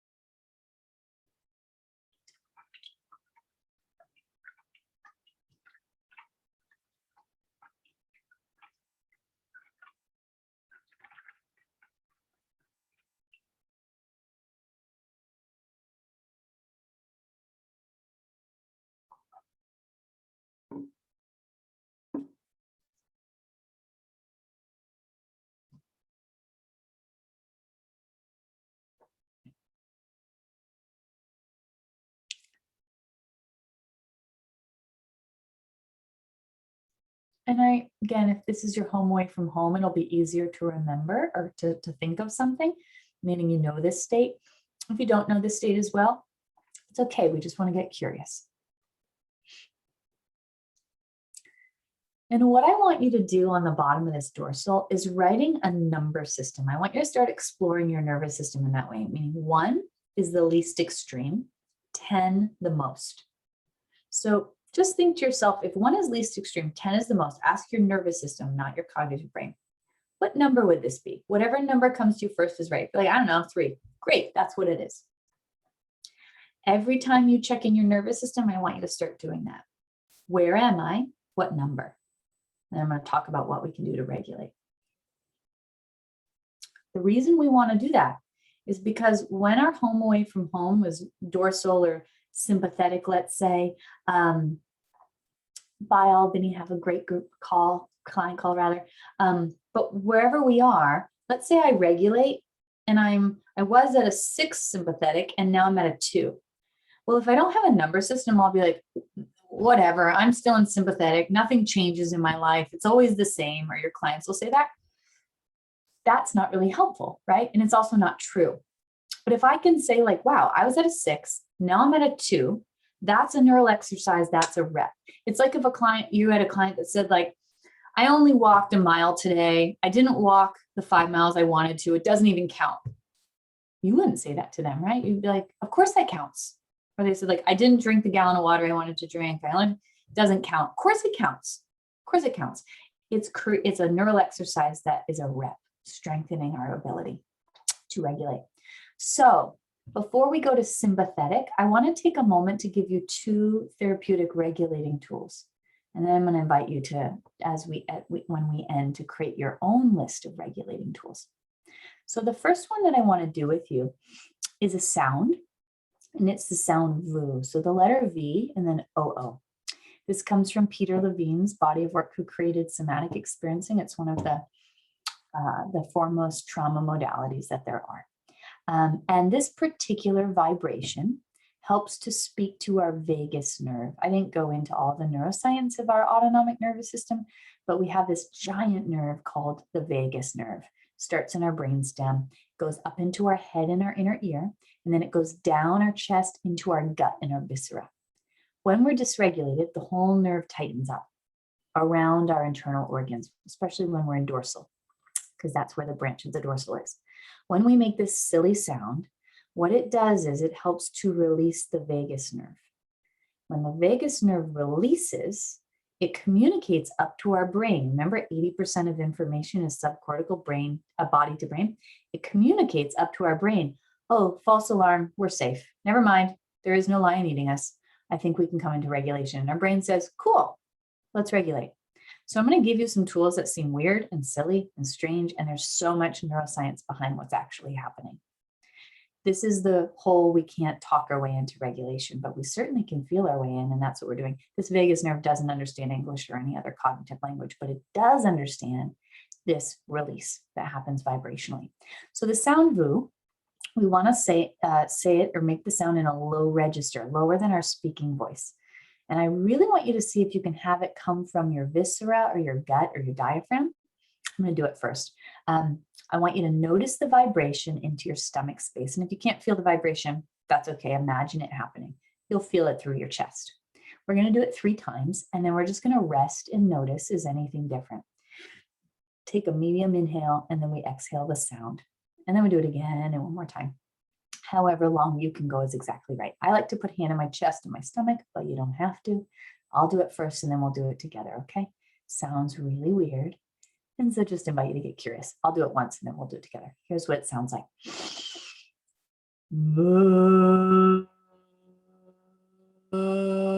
So weird, right? Peter Levine is a well-known guy in my world, says, I do it everywhere. I do it at the bank because then the line at the bank goes away, right? Because it's really freaking weird. But you can also do this silently for clients that are like, yeah, but how do I do it when I'm like out with people? You can do it like this. Still happening. Stronger for making this sound though. So let's try that out, okay? No doing it wrong, no doing it right. Just try to feel it into your gut space. When you're ready, take a breath in.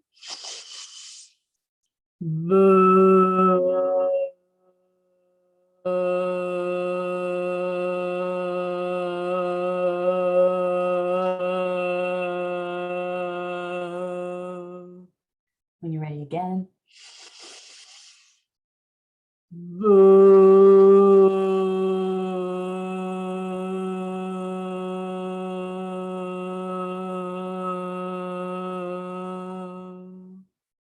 One more.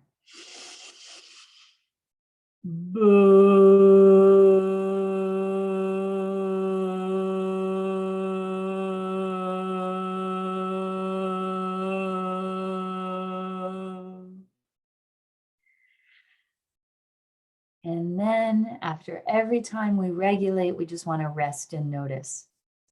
Any heat, tingling, yawning, burping, passing gas, or gurgling in our stomach is all a cue of regulation. If you notice any of that. Also things like, I feel a little more awake. oh, I notice that I'm seeing things a little clearer all of a sudden, or I don't feel quite as much activation. So we just want to know, yeah, goosebumps also a sign of regulation happening. So just curious, any different? Do I feel a little more here, a little more awake? No small shifts. That's what we're looking for when we regulate. Okay, and then I'll give you another regulating tool when we go to the next, actually, just thinking, looking at time. Another regulating tool after we go to sympathetic. So I just want you to take a moment now and think of a 1 to 3 sympathetic experience, okay? Meaning, I have to get this done. Oh my gosh, I'm a little worried about this, or I'm a little frustrated right now with what's happening. I feel like I've kind of lost the steering wheel. I'm not fully in control. And when I'm here, what sensations do I notice? This is where we're going to feel our heart racing, tension, throat tight, heat in our bodies, lots of energy. What feelings? Frustrated, concerned, worried, angry, sad. What's happening when we're here? Images. Oh, I can only think about, remember, your blinders on the thing that's happening in front of me. And then what does that sympathetic lawyer say?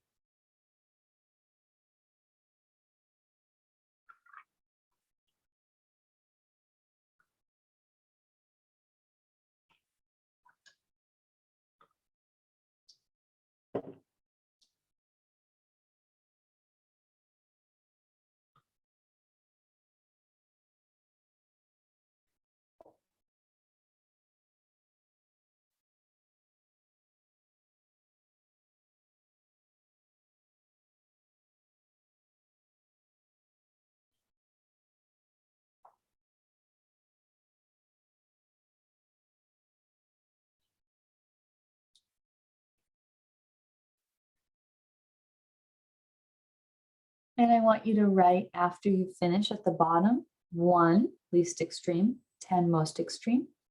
Ask your nervous system what number this is. 1 is a little worried, just feel a little uncomfortable and worried, or just feel a little annoyed. Ugh. 10 is terror or rage, panic attack. So where is this? And really notice what that lawyer is saying.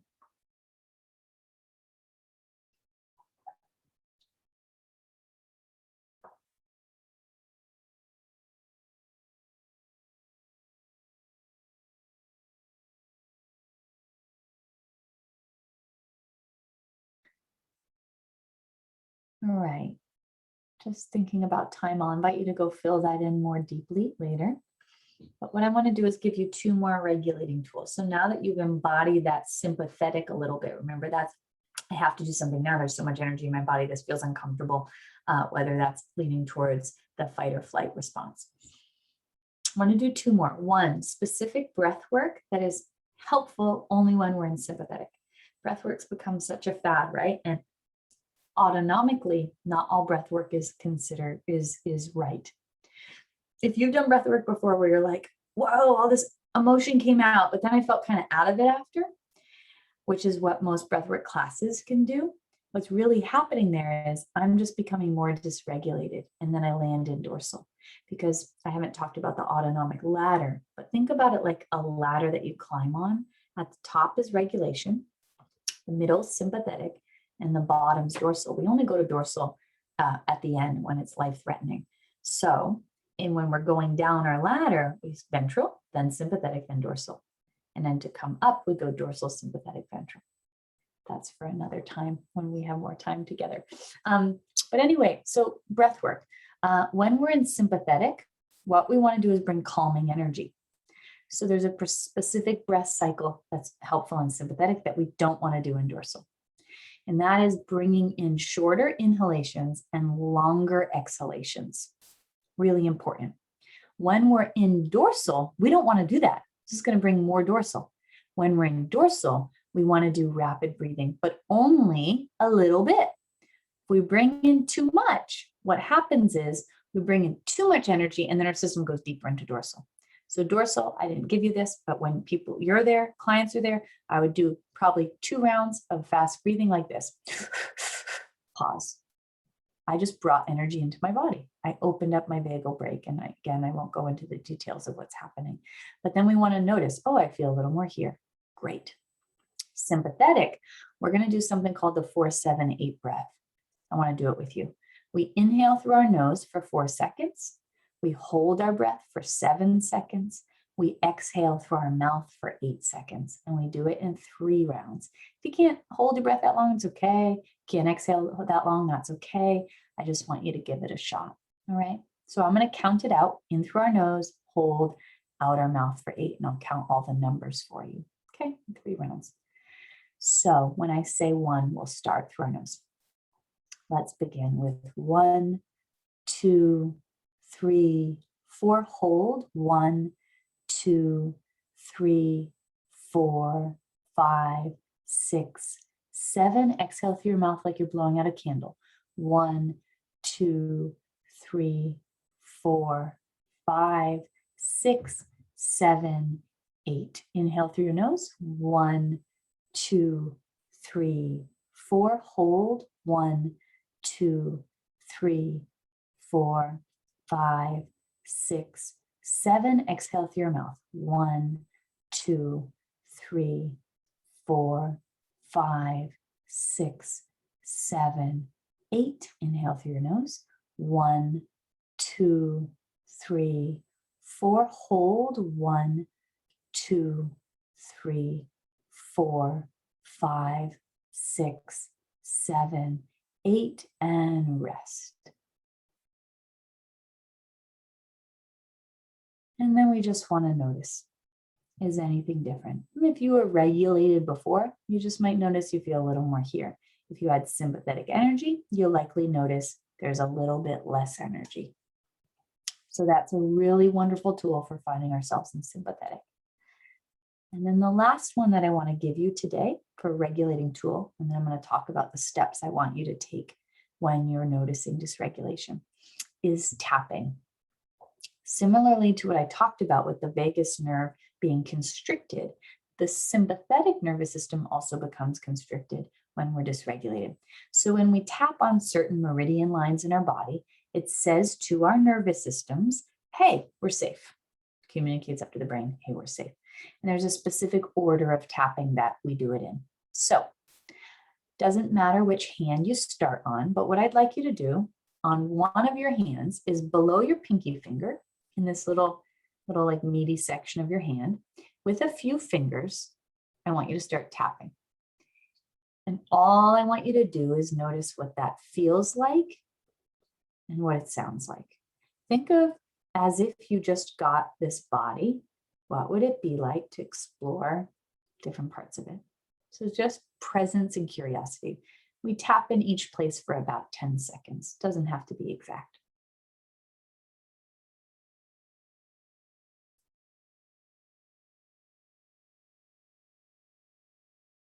Great. And then the next place is below our pinky and ring finger. So right here below those two. And what I want you to do is just notice the difference between how your pinky or your top of your hand feels versus the side. See if you can stay present to that.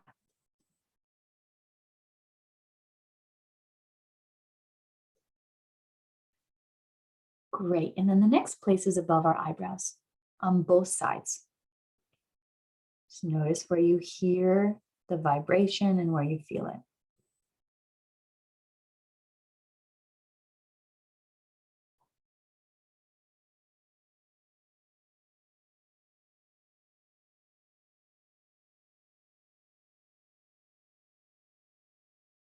Wonderful. And then the next place that we're going to tap is our cheekbones. So right on both sides.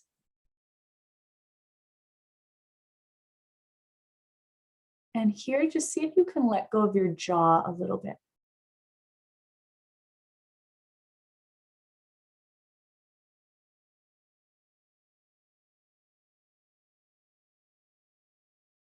Wonderful. And then the next place is our smile line. So these lines on the side. And see if you can let go of your jaw just a little more.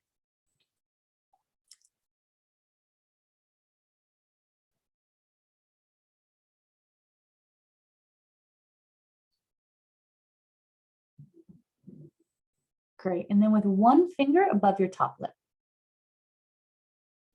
Just notice the vibration.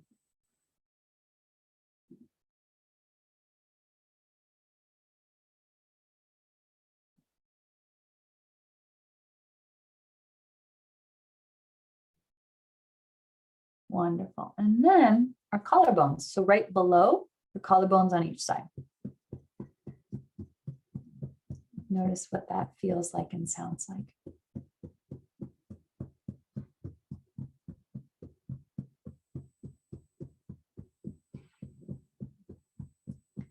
And then lastly is our mid ribs on each side. So like right below your breast area. See if you can let your stomach be soft as you're doing that.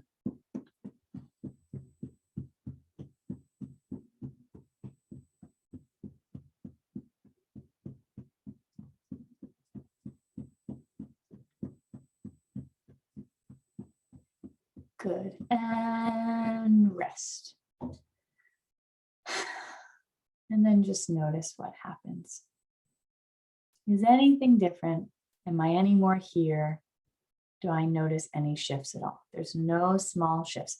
If I was at a 1, 2, or 3 sympathetic when you were doing that exercise, where am I now? So that's another therapeutic somatic tool. Giving you 3. And what I want to just invite in the next step in the last minutes before I answer some questions that you might have is I want to just go over, this is some stuff that you can revisit. We didn't have time for today. The difference between coping strategies and regulating resources. I want you to fill in ventral on your own. Okay, so imagine when you think of ventral, I want you to think of the most regulated experience you've ever had. Meaning, when have you felt the best? In flow, connected, joyful, happy. Fill that in. And also see, what does that ventral lawyer say? We want to build their capacity to be present. This I'd invite you to revisit on your own. Just understanding the difference between coping strategies and regulating resources. I won't go too into detail on it, but coping strategies, anything we use so we don't have to feel the activation that we're experiencing. So those are things like scrolling Instagram. What just happened? 3 hours went by. I don't know. Where was I? Right? I use that to numb. Exercise can be used to regulate. It also can be used to numb ourselves.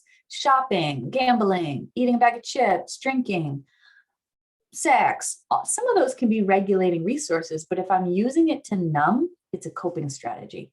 But it doesn't change what's happening underneath. Think of your clients. They all have coping strategies, right? But it doesn't change our experience. If I try to pull someone's coping strategy away, stop eating that bag of chips. Why are they eating the bag of chips? Because the activation is uncomfortable underneath, whether that's loneliness, hopelessness, or anxiety or whatever. So if I pull away the coping strategy while they still have activation, what's going to happen? Their beautiful system is going to find another coping strategy. So what is our job? Help them to regulate what's underneath it. Right?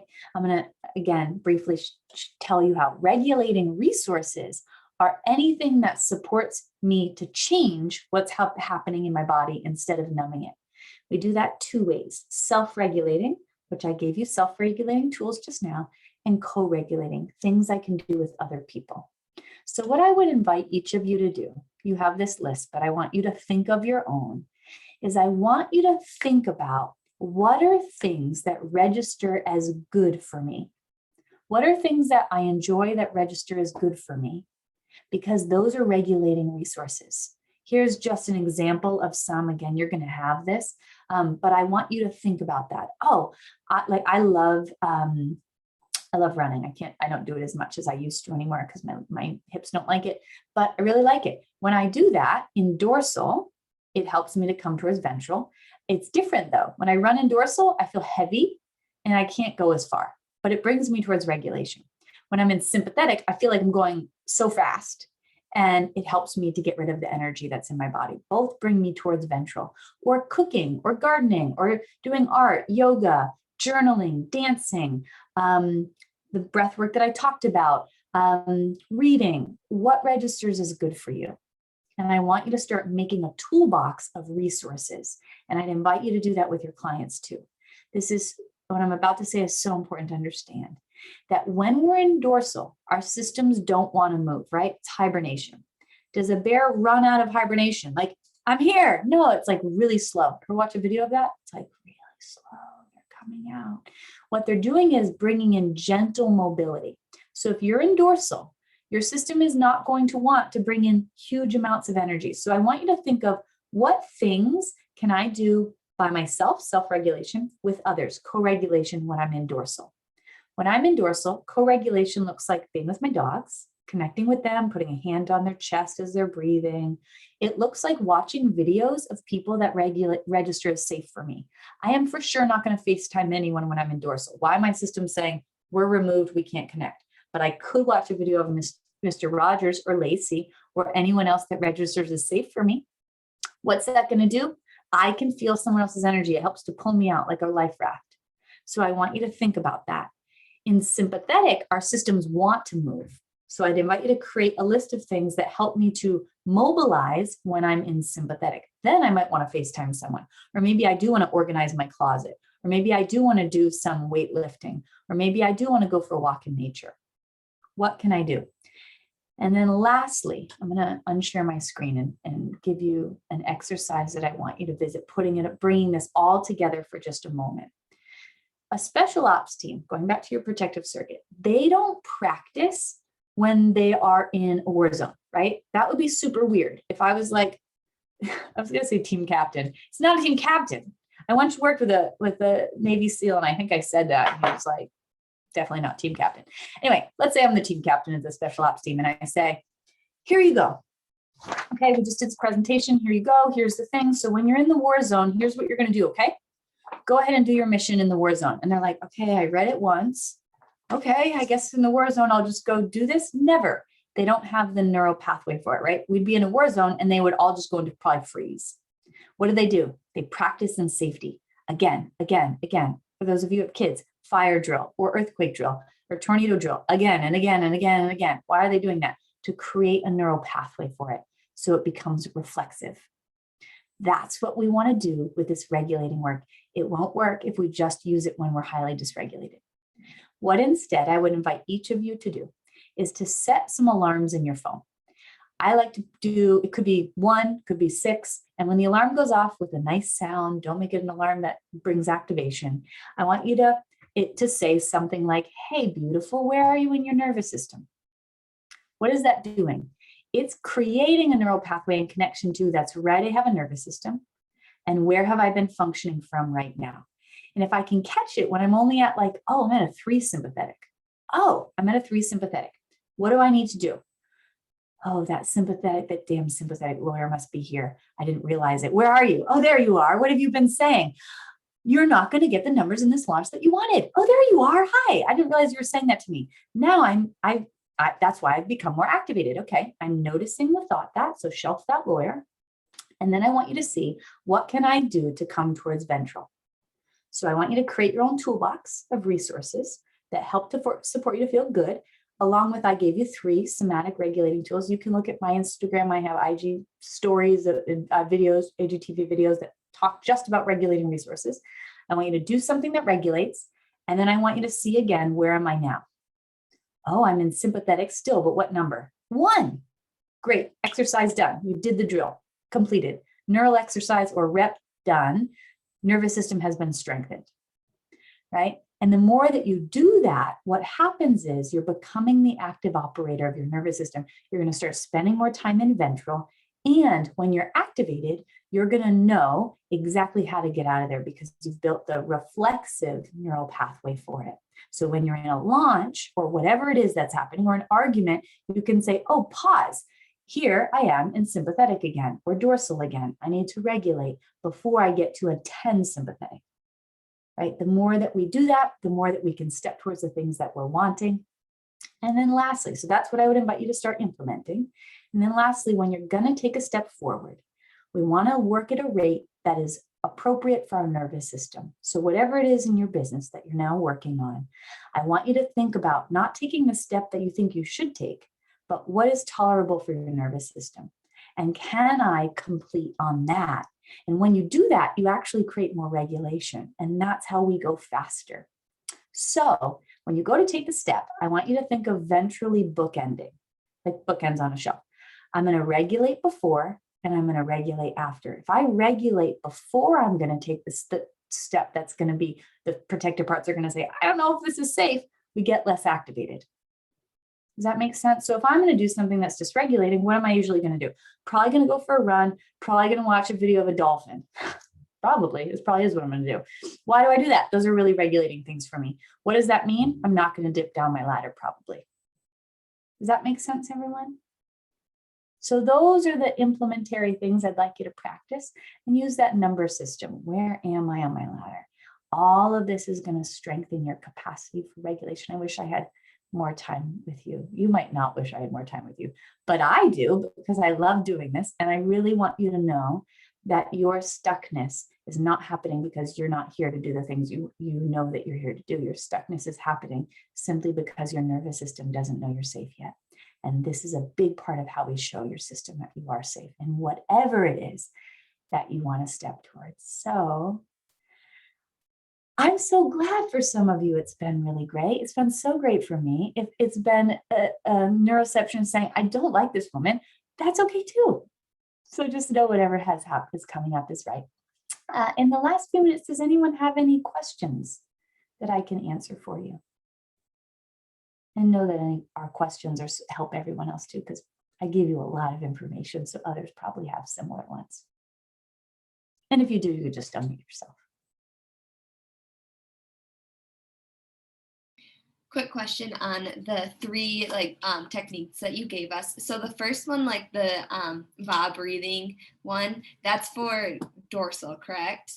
That you can use in either freeze, dorsal, or sympathetic. So that's that's good for everything. Okay, and then the other two for sympathetic are the tapping and the short inhale, long exhales. I'm so glad you asked this because I didn't give you context. Remember the 3 C's? I realized that as you're saying this, wasn't explicit. So with the tapping, that's good for sympathetic or dorsal as well. Okay. VU is good for sympathetic or dorsal or freeze. The breathing is a direct route to regulation. And it is so, if you have any clients doing those breathwork classes and it's not really helping them, or they're getting more dysregulated, it's because neuroscientifically that's not helpful. In sympathetic, we want short inhales, long exhales. That brings on something called our parasympathetic branch of our nervous system. When we're in dorsal, we want more rapid breath, but not too much because we might go deeper into dorsal, just a little bit. And the same with freeze. Got it. Thank you. You're welcome.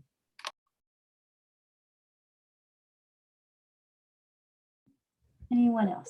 What really showed up for me this time was the lawyers they're now a person in my life. Yes. My lawyer now has an identity. And yes. That actually, when you were like, visualize them being really small, I was like, oh, that's a big weight lifted off my shoulder, because those lawyers, like for me, that always seems like something like really big, like it's like a big monster, because my lawyer is male. Yes. And I that makes sense because I have like a trauma history around males. So my lawyer is really like big and male, and actually giving them a face. I feel really bad for this person that is like my lawyer, but giving them a face and then imagining them being small, like it flipped the script to where I almost felt empathetic towards them. Yeah. Look at that. And so just, I'm so glad you said that, Lacey, because these things with somatic work, when we're used to cognitive work, it can seem really stupid and weird. And I could spend the whole day talking about neuroscience behind what we're actually doing. But I want you to see here that because our species, when something is small, and this is just evolution, our system says less dangerous. So just doing that creates less activation. Your system says, oh, I think I can actually handle that. So I'm so glad that it was able to do that for you. Thank you for sharing that. And that makes so much sense when you say that in the frame of like cognitive, like my degree and my studies were in cognitive and behavioral development. I know like Alyssa is a speech language pathologist. She probably has a strong foundation in cognitive behavioral development. Same with Kelly. She's a PA. Same. Kelsey. Like it's all very literal. Yeah. So when you start branching into these, it's almost like you're seeing something from a different frame through a different lens. And like having those many lenses is it's just so extremely helpful. I'm so glad. So glad. I think, and I have a moment, if that's okay, Madison, I think you had a question. If you still have it, I'm available to answer that. It was just more so like that example you gave with the relationship of like the dorsal state, sympathetic, and the ventral. Thinking in terms of business, I was thinking like the sympathetic is more so like you can't do this, you're not trying hard enough, you're a failure, you'll never be successful. But then putting it in the dorsal state, I was having a hard time at like that. That's just like that very blah feeling, like I don't care anymore. Like, why did I even start this business? Like kind of like that. Okay. Yeah, so dorsal would be, this is not going to work out, but watch my body. Dorsal is going to be like, this is never going to work out. I can't do this. I don't matter. I don't belong. I just can't even think about it. Like, see my body. I'm shutting down. Here's sympathetic. I'm never going to get this right. They're going to see that I'm a fraud and like, I can't do this. I'm never going to be able to do it. Like, can they tell that I don't know what I'm doing? And who am I to step out into the world and try to do this? It's never going to happen. Can you see, like, see how those are opposites? Mm-hmm. So it's less about what I'm saying and it's more about what is it? How is the embodied experience of where it's coming from? And you can simply ask yourself when you're checking in on your ladder, do I have a lot of energy in my body or a little energy? If I have a lot of energy, porridge is too hot, sympathetic. No energy, dorsal. Lastly, a lot of energy, but it can't move, freeze. Just the right amount of energy, ventral. So if I could simplify it for you to check where you are, that's what I would say.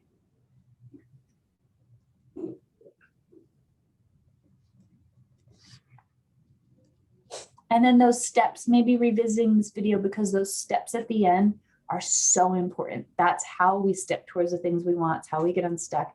It's how we regulate our nervous systems. Really important. So I would invite you to use that check-ins throughout the day, checking on your ladder when you're going to take a step forward. If you get stuck in taking a step, it was too big for your nervous system. Make it smaller. Use a smaller step, and then your system will be able to see I'm safe. And then all of a sudden we wake up. I mean, I have clients I work with that are like, yeah, I just woke up and I felt regulated, or I just did that thing and it's easy to do now, which is what happens when we regulate. So thank you so much for having me here with you today. It was a real honor to support each of you. And thank you again for the work that you do in the world. And I'm so excited to see you all step more towards it. Thank you so much for having me, Lacey. It's always such an honor to be here with you. You're so welcome, you guys. I will hang around for a few minutes if you guys have questions for me once Sarah hops off. And Sarah, I appreciate you so much. I needed this so bad today. So I'm always grateful for you. Sarah is one of my regulatory tools. I have several of her videos saved, and I find myself when I am activated, listening to Sarah's voice is very, very, so she is Sarah B Coaching. And she is, like I said, she's the best at what she does. And I'm so grateful to have you in my space. So thank you, Lacey. I feel the same about you. So grateful for you and so grateful for each of you and your time. It's our most cherished commodity. So thank you for giving me some of it to be here with you today. And I hope you all have a really wonderful rest of your weekend. Thank you so much. You're so welcome. Thank you so much for having me. It was really wonderful to be here. Bye, everyone. Bye. Okay. All right, guys. So thoughts, anything that you want to say? You'll find after the guest speakers that I will always be available for a few minutes afterwards. when it's just us for any thoughts, because I know it, even like though Sarah, like she's so amazing at orienting everybody, I know that it's like as we get more comfortable with each other, the guest speakers are not the people that we're used to seeing. So I will always hang around here for a few minutes if I have the capacity to do so to support you guys. So is there anything that's coming up for anybody? Anything that you want to say? I'll say this was like the best call I've ever been on. So thank you.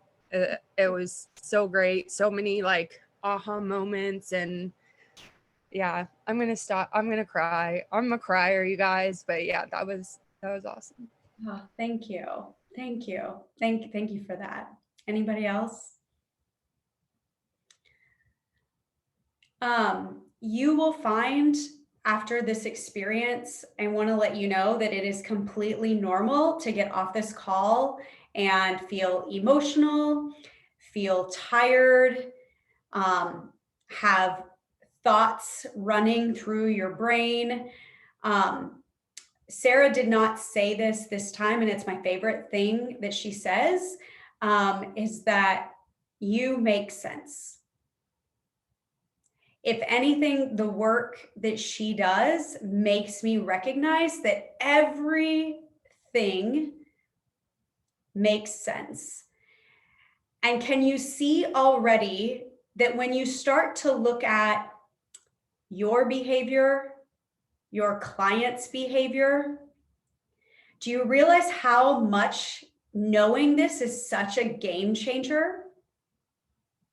Do you realize how much of a superpower it is to be able to recognize the autonomic nervous system state your clients are in when you receive their check-ins? That it truly allows you the space to recognize where your clients are coming from, not ingest their energy, but understand their energy, empathize with their energy, and allow you to give them tools to regulate their energy. I feel so affirmed, and that I moved Sarah from the last speaker to the first speaker. I was almost brought to tears so many times today, because I feel like that was a big gamble for me today. Like Sarah and I talked about this so much, like we were going back and forth. Sarah was sick and I was like laying in bed, and we were like trying to decide. And she was like, we are very in the like sympathetic, like trying to decide this. And I'm so glad that she went first, because I think this is a foundation for understanding yourself, why you are acting and doing the things you do, and why your clients are also doing the things you do. And so many of you guys told me that you struggle with boundaries. So many of you guys said you struggle with burnout. So many of you guys said you struggle with feeling like you can't move forward, or imposter syndrome. This should start to help make you understand yourself. And it should also start to help make you understand your clients and recognize that their behaviors are not necessarily always a reflection of what actually is going on. How many times I've gotten like a client check-in that is literally the embodiment of what she described, of somebody like getting out of the car and yelling at somebody for not putting their blinker on. How many times have we been the recipient of people that have behaved that way, and we don't understand it? You make sense. They make sense. It all makes sense. And the blessing in all of this is that it's all fixable. It's all workable. It can all be worked with. It can all be managed. This is an exercise that you can do. 30 minutes before this call, I got the most activating text message that I've gotten all week. And I was like, whoosa,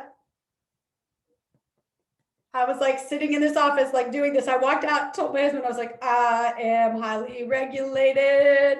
So thank you, Madison. Thank you so much. So, and it's these tools that allowed me to actually come here today and be present. Because if I didn't have these tools, I would have come here and been completely dysregulated, but I have those tools to be present now, which is such a huge blessing. So you guys, we will meet again on Wednesday, and your next, and she is a blessing, your next blessing. So our next guest speaker. So we have 2 guest speakers in a row. And then next Friday, we will meet as a group and kind of discuss both Sarah, but my mentor, Jen Kennedy, is going to be here next Wednesday. And Jen is Jen is my ventral vagal lawyer. Like I talked to her for 2 hours yesterday. She is my ventral vagal lawyer. I borrow her belief in me all the time. And she is just such an amazing light.